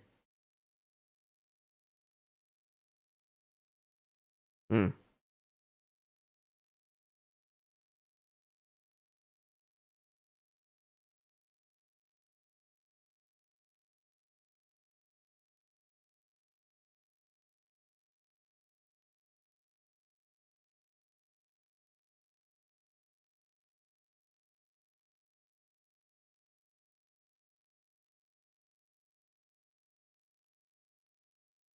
All three.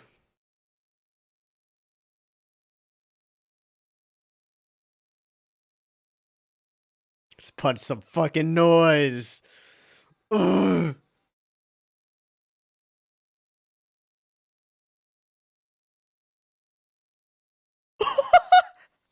like a biplane. Mega death party. Let's go.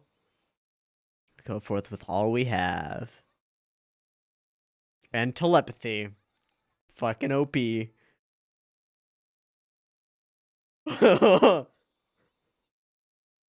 Oh fuck. Shotgun fists.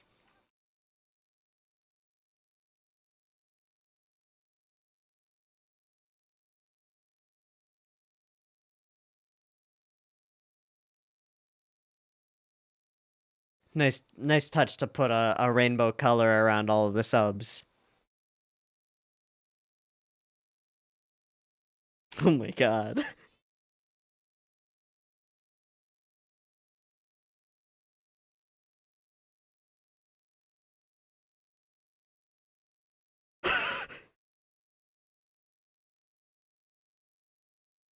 Demo.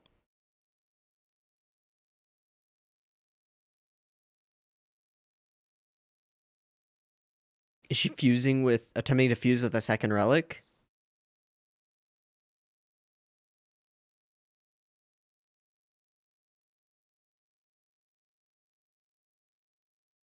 And the noise?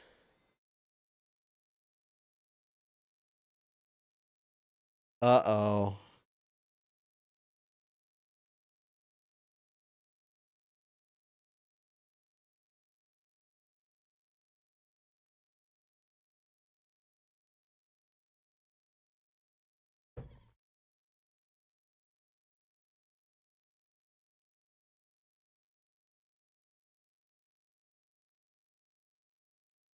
She is truly turning herself into an eldritch abomination.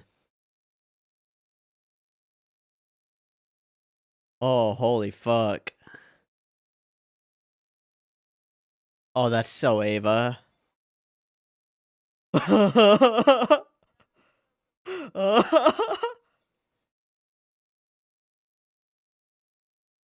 Wow. That's pretty fucking hot. Not you know what I mean, right? I hope so.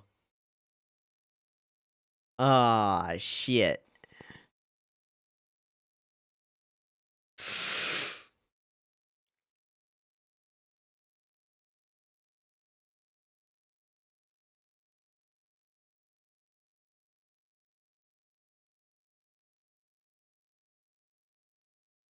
We're back to the formula of episode 10. Ascend and drop.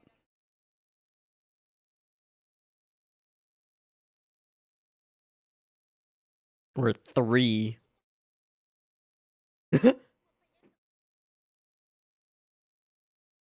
Hmm?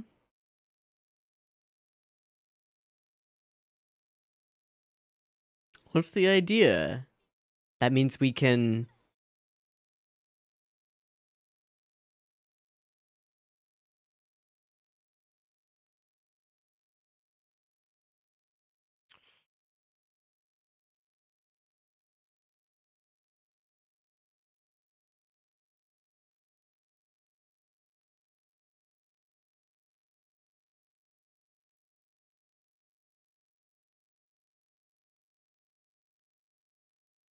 Appreciate it.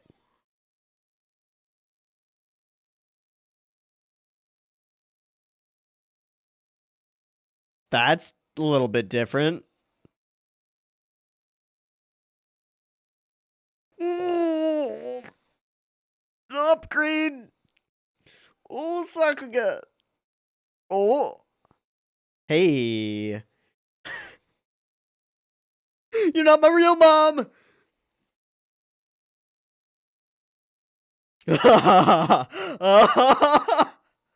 Oh, now you fucked up. Oh, geez, these explosions are great. And using the OP again. Durandal and using the the best pass. Uh-huh. Oh, shit.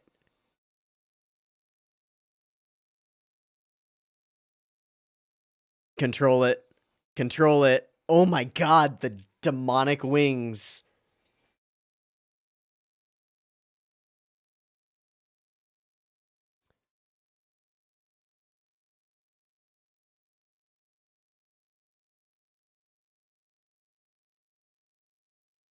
You are genuinely the best wife.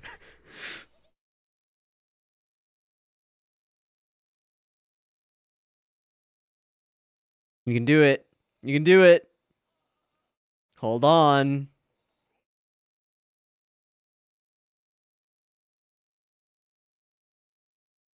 And everyone. All of their voices getting through. Mina.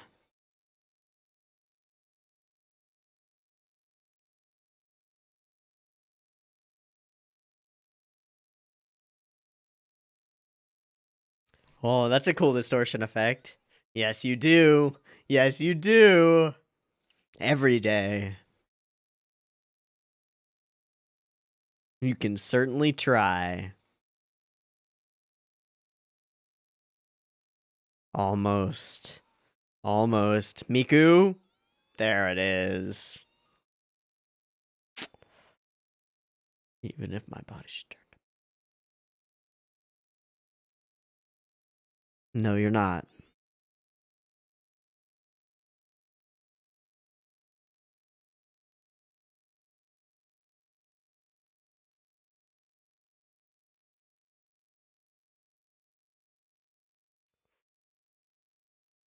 Chills, just like all up my neck.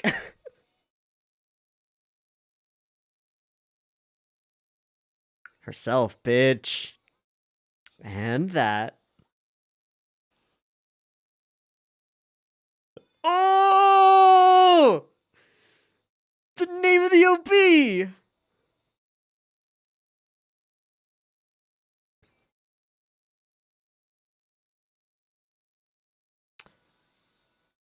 Oh.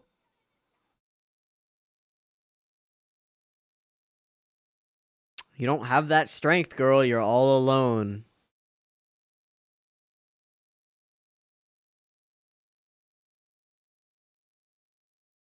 Denouement.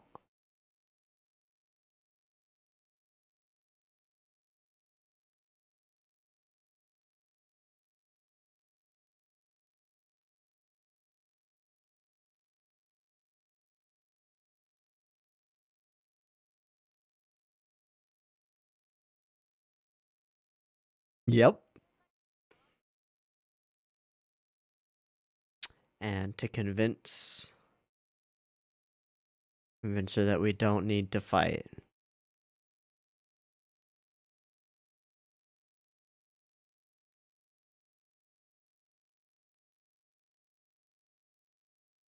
If we can understand each other with our words.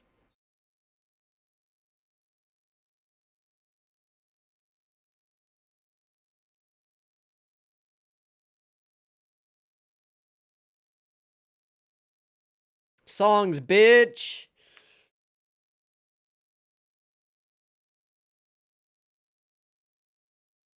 You convince yourself of that.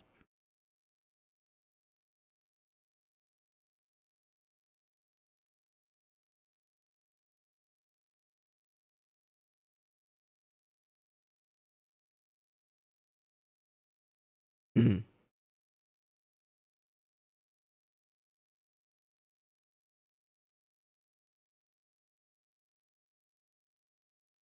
Oh, really? Fucking really?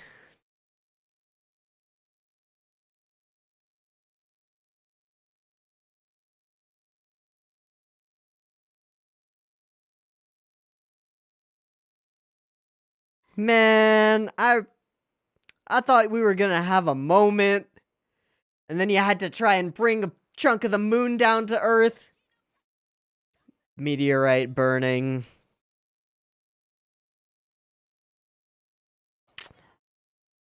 I said, bitch.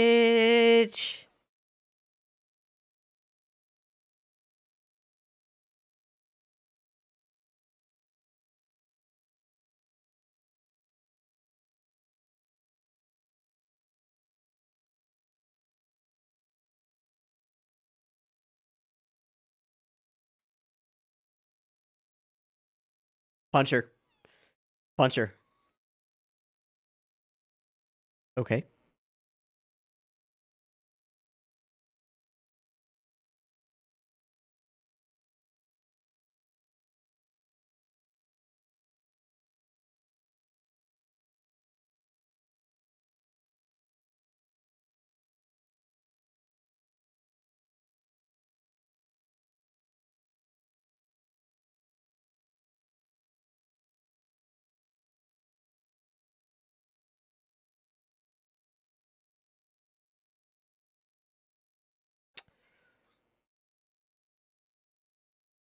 She's gonna go sing her swan song.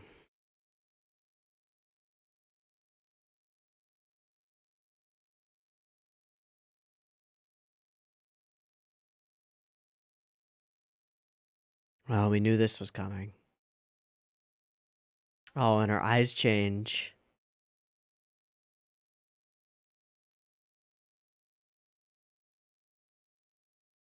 And she becomes dust.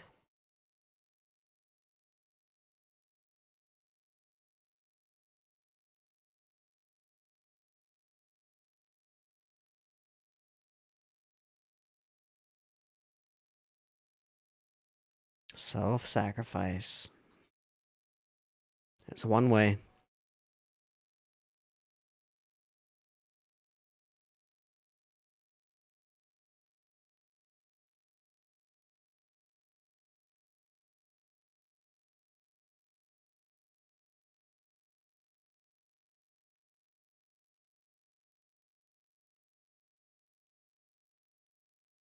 Mm.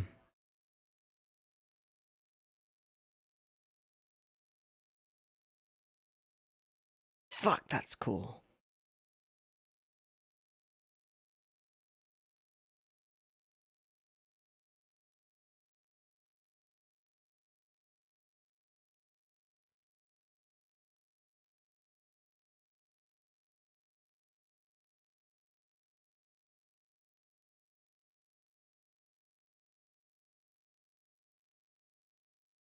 But she's fused with a relic.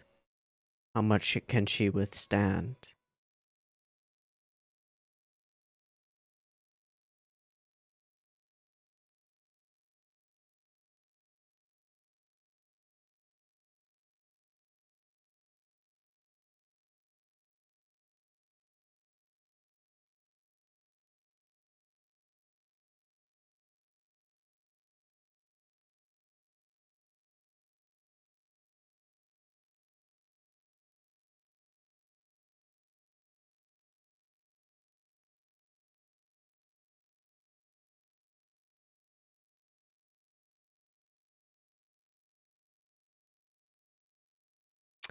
Chills are back.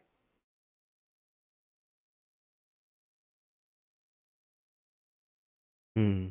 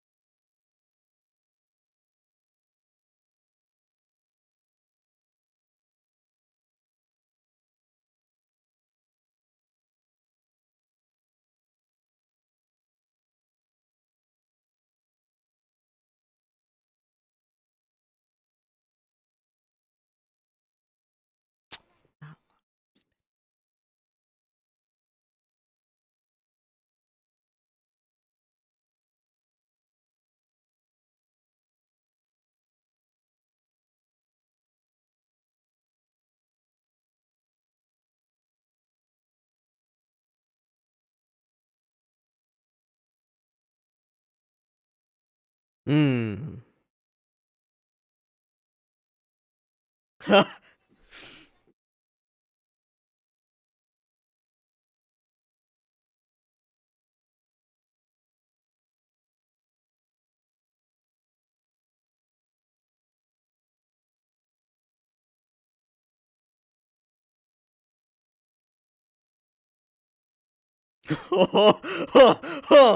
Oh, fuck. Oh boy.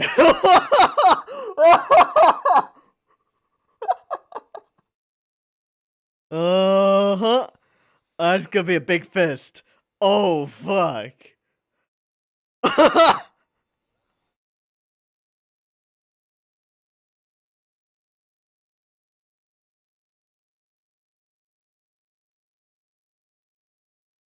Silence.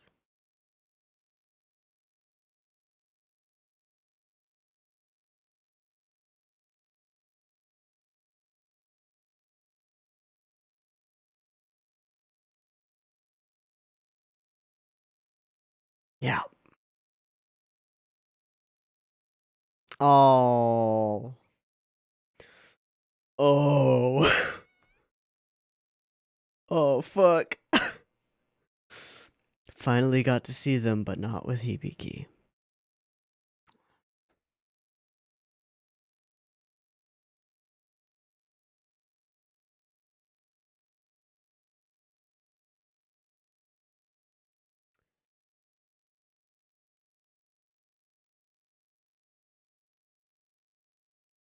Why do I have the weird feeling that they're not dead? And we're gonna have, like, a moment.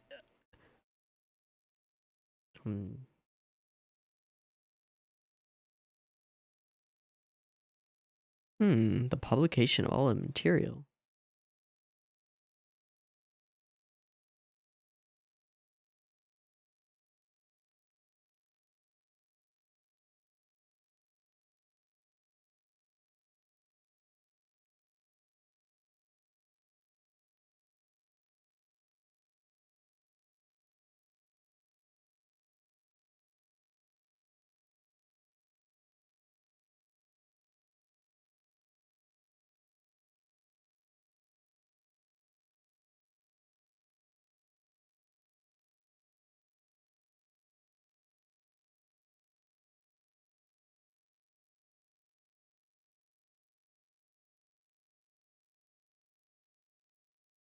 Miku pulling a Hibiki.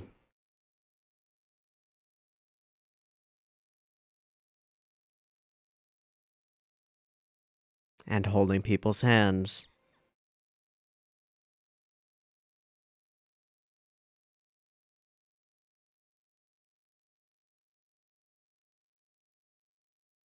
Back to a corner. What was that? What was that? What was that?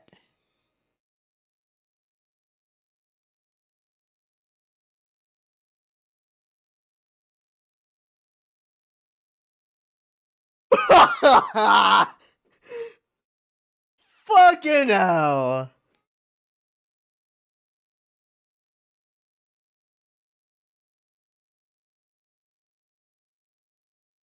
All right.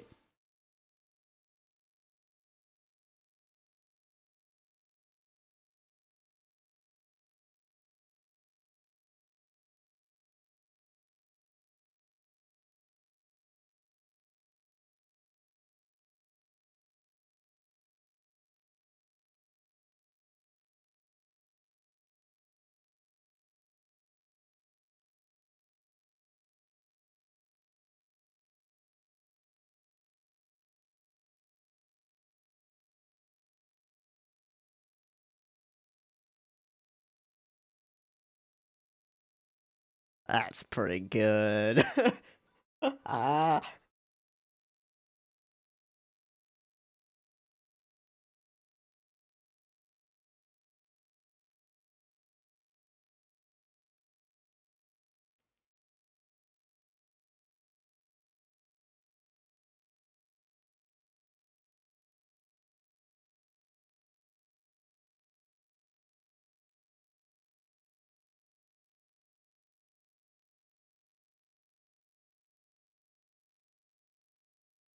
Sure.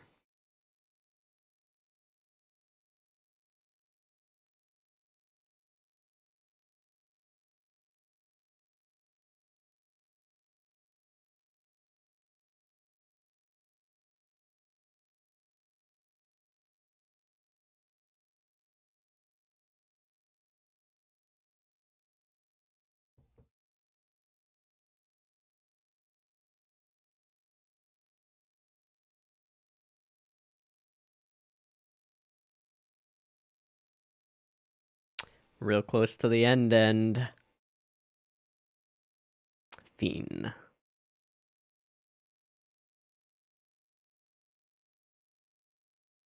Excellent. Excellent. All right. And nobody died. That's a perfect way around it. Because we weren't clear on how long after the incident the rainy day was. Perfect for us to snap back to it. It's actually a really good framing device. And a way to create this, like, well, for me at least, this firm belief that Hibiki would die by the end of the series. But no. But no. But nah. I think the implication is that it's not Hibiki's bonding with the relic that allows her to survive her superb song. It's that together they share the burden a little bit. Okay, there were some really cool decisions in this episode, along with some really fucking hype over the top awesomeness. I think it's pretty safe to say that the one-upmanship hit its peak for the season in this episode. I'm going to just go out on a limb and say that it will one-up itself further and more, and it'll be more crazy come later seasons because duh. But like we had a clear. Sorry, I'm a little frazzled because that was awesome. We had a clear, like, increasing of power through specific weapons or methods with Hibiki, like, pulling back the thing further. I think I talked about that a bit in the last reaction, that, like, it's just cool that when she needs a bit more power, she yanks it back further, and here she yanks it back like half a mile behind her. Just go further. Just go further. Um we see Tsubasa's sword growing and getting bigger and stronger and more badass. And here it becomes like a fucking Star Destroyer sized gigantic blade. We see Kurisu, like, getting more missiles and guns and things, and so she gets more missiles, a lot more, and bigger missiles and guns and things, like the one she used against Ryoko. That's a big fucking missile. How about 500 of them?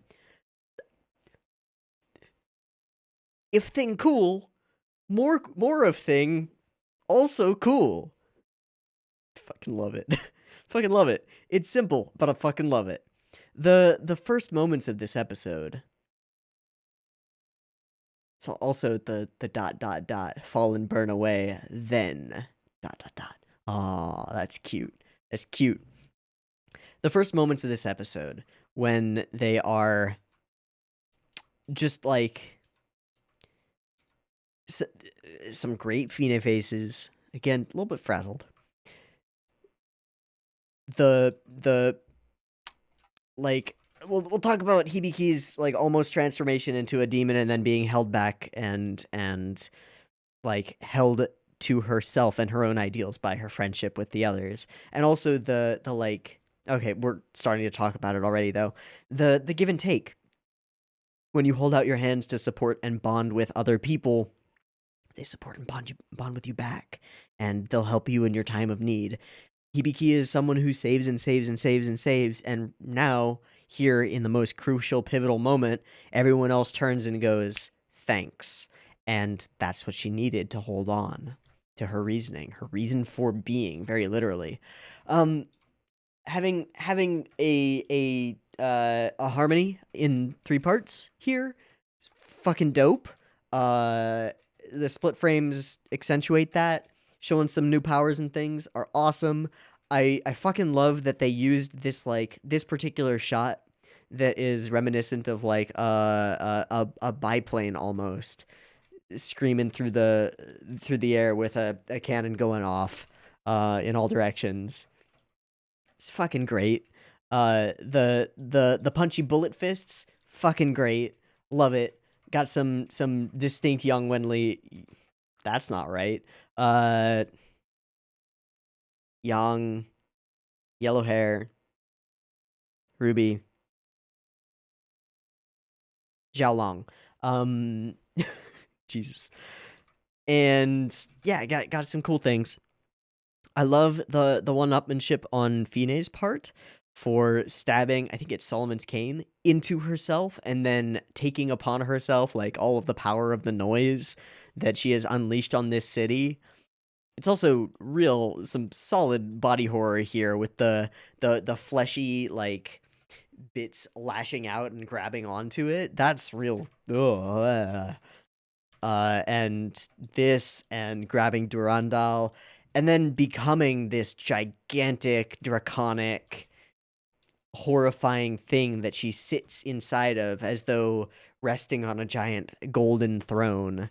It's pretty fucking awesome.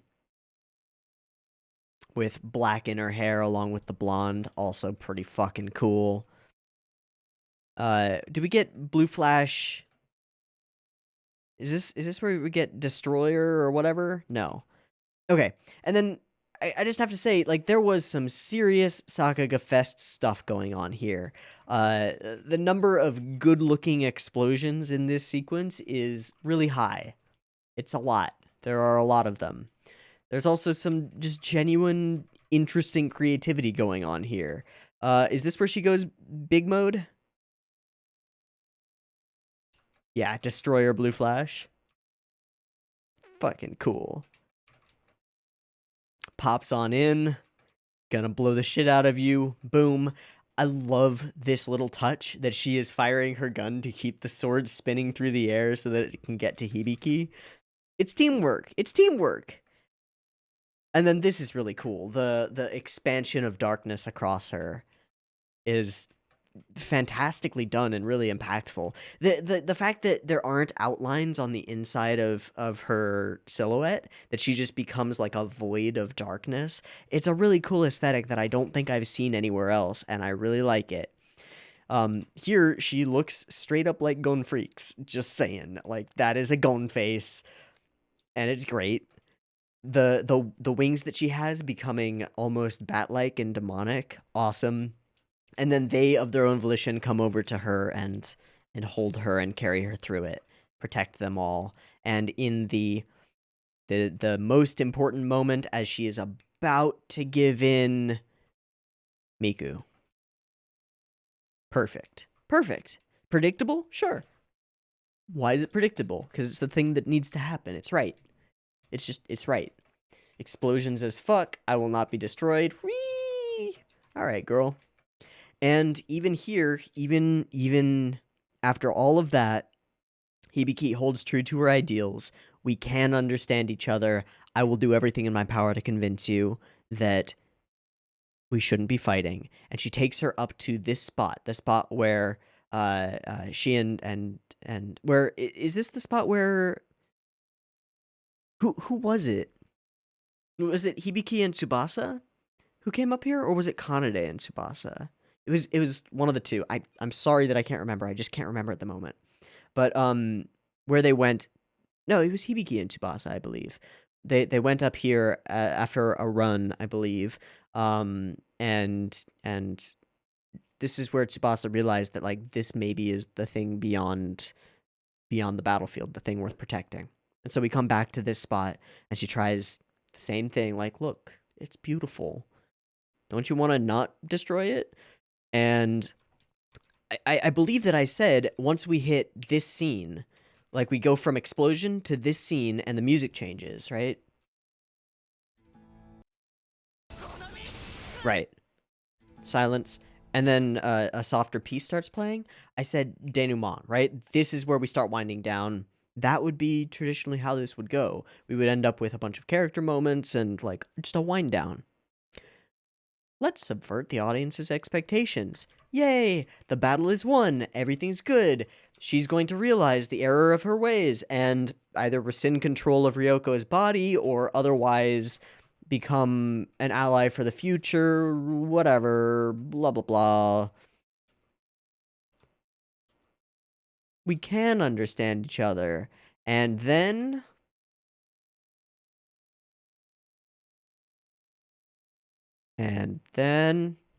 There. Ha ha, cackling evil. Ha ha, you thought you could convince me. No chance, I'm gonna bring down the fucking chunk of the moon and destroy you all. Mwahahaha. Aight, bitch. You can try. And turns to dust. I will be reborn again and again. Fine. Pass on this message. We can join our hands in unity. You don't need strength. We can become one. In this case, through the power of song. And I won't be there to tell them myself. I am going to sacrifice myself. We all knew that was coming. But not quite. And she taps her chest, where the relic is, and her eyes change.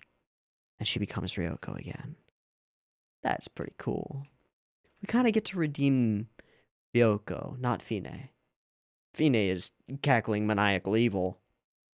But Ryoko is a real person who was taken over by this false persona. That's pretty cool. It's pretty cool. All right. Hopelessness. Off we go.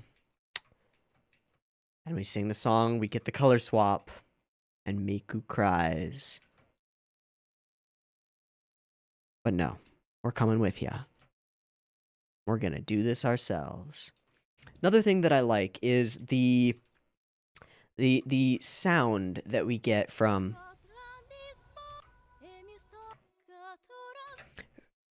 her swan song, her superb song, if you will.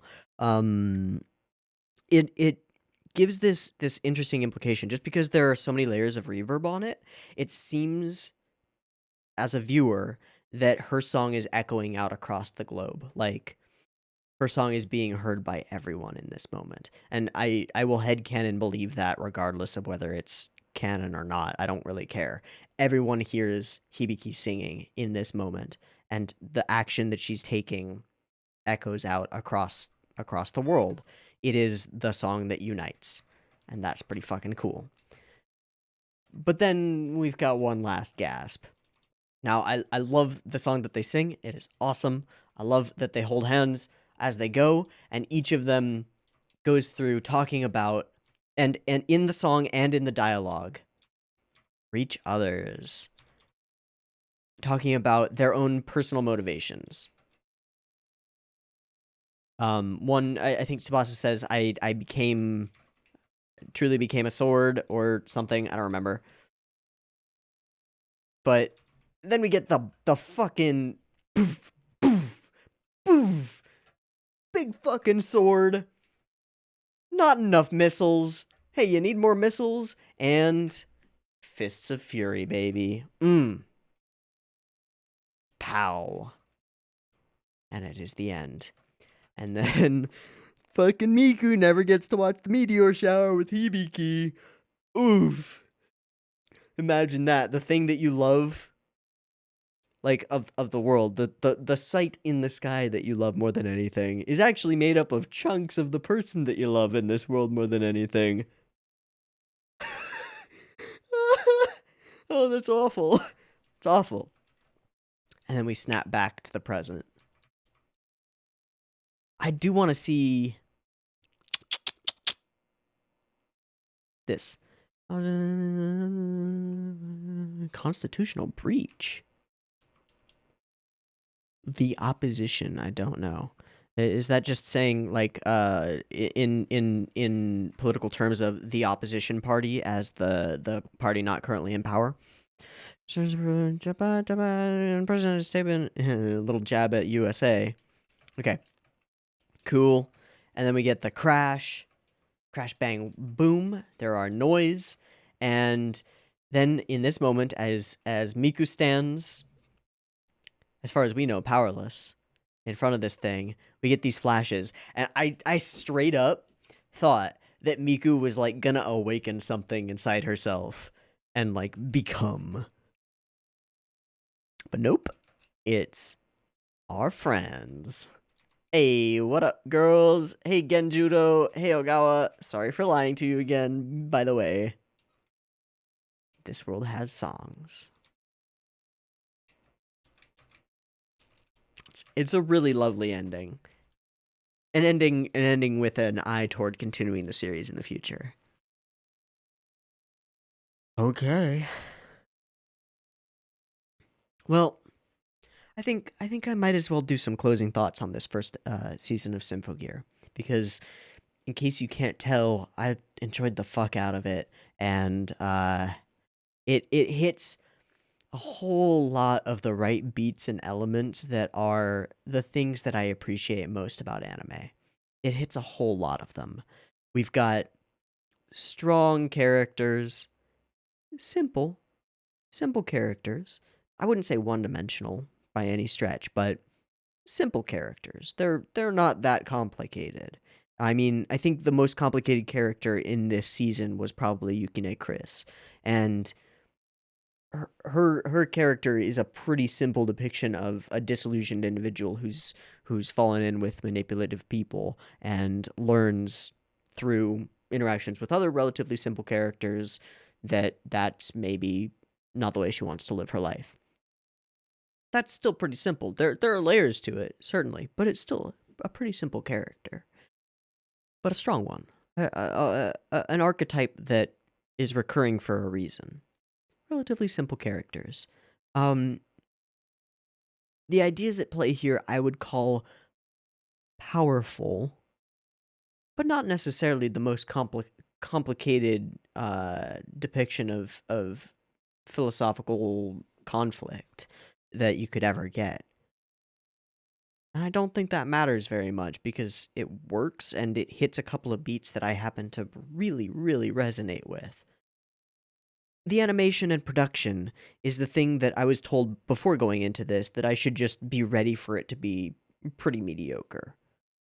And I was. And, I mean, if you watch the first reaction, I don't think it was mediocre. There were certainly some points where it wasn't the best thing I'd ever seen, for sure. And by and large, a lot of the production was consistently just good enough. But it was still good enough. And when it did hit highs, like the dance sequence, some of the fights, some of just the imaginative choices in animation and representation of ideas, especially things like Hibiki's transformation into this shadow demon form. They brought the fucking hype, and that's what matters. That's what matters. And I'm not trying to, if it sounds like I'm trying to make excuses for it, I'm not at all. I think it was really good. And I think that there were a lot of talented people doing a lot of talented work on this. Maybe not with as much time as they would have wanted to put into it. Maybe not with the certainty or the knowledge that it would be worth it. But I think they tried their asses off, and I think it shows. The general voice acting and singing, the two being intertwined in the show because of the nature of the show, were altogether really solid. Just strong performances across the board, really. And then the storytelling. It consistently hit interesting beats and fun beats. Like, Rule of Cool rules this show. And Rule of Cool fucking rules. I mean, if absurdity and coolness is passé, then I don't want that. I want me some Rule of Cool. I want me some escapist bullshit. But I also want it to have some meat on its bones, and this show is pretty fucking meaty.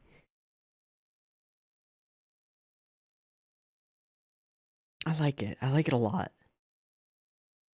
As far as an anime, I don't know if that makes sense. Like there are anime that try to be films, and there are anime that try to be procedural TV shows, and there are anime that try to be all sorts of things that try to be detective stories or whatever. As far as an anime goes, this is up there. This is one of the most anime shows I've ever seen. I think that I was talking about it earlier, so I'll bring it up again. But I think that Kill la Kill is another show that I would consider an anime. And to be fair, they're both anime original series, and I think that is a contributing factor. Um, Like this is a type of content that I don't think could exist outside of its medium. And so I would say that it is part of the defining through line of what anime is. Not Oop, I just bumped the mic. I'm going to write down the timestamp for that.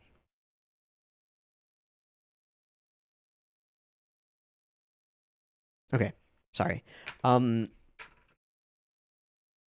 Shit, I was on an amazing train of thought, I think, and I just lost it. An anime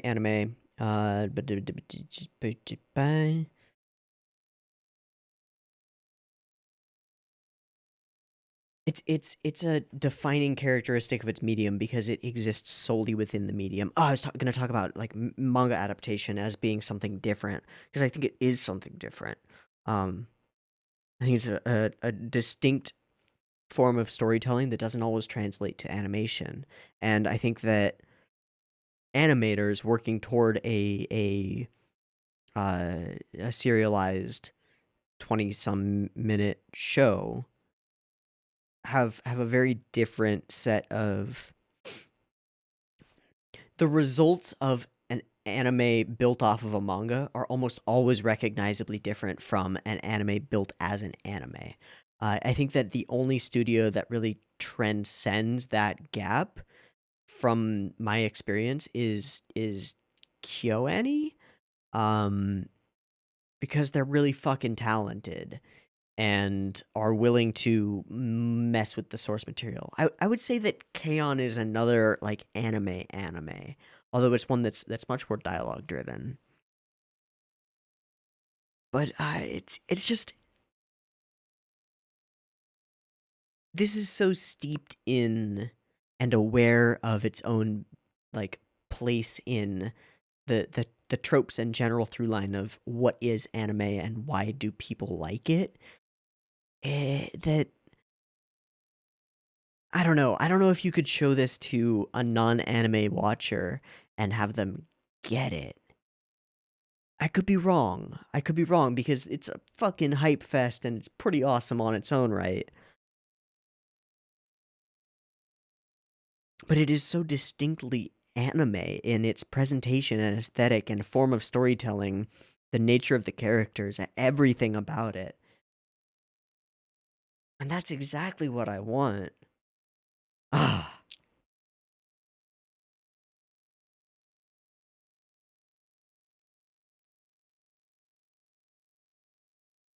I don't think that this show is the best at any one thing that it does.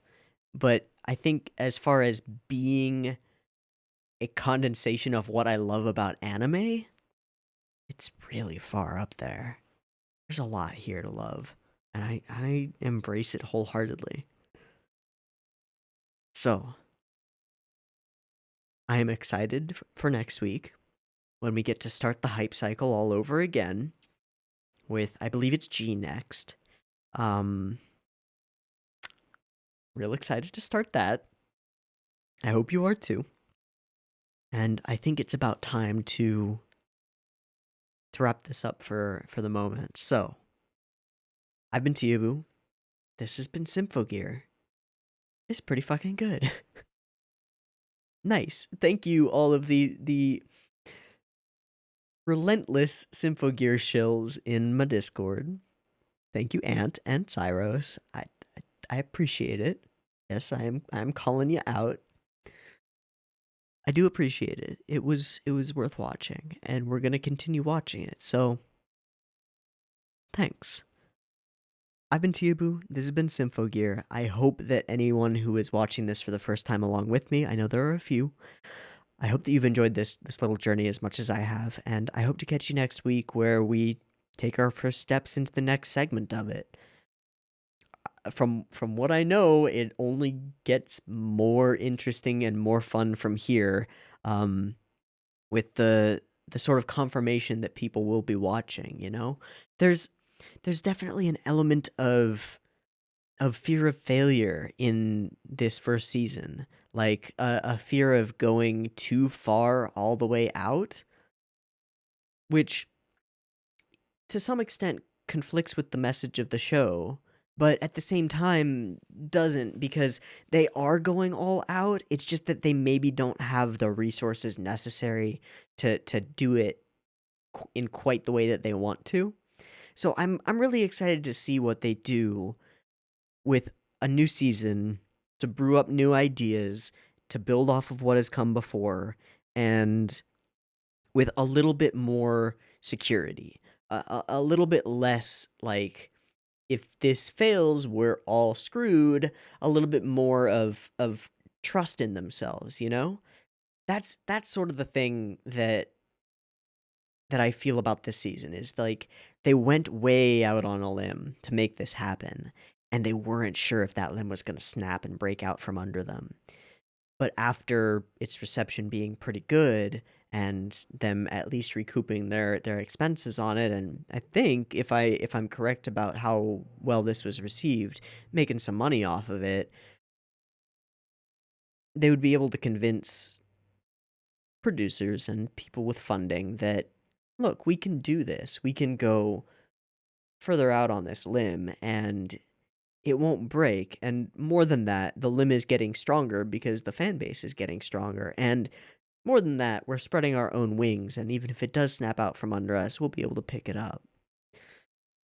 So I'm really looking forward to seeing what happens when they know that they can go even further off the deep end, you know? And I hope you are too. So, me Teeaboo, this Symphogear. I like it. I hope you like it. And I hope to catch you next week when we watch the next season. See you there. Peace.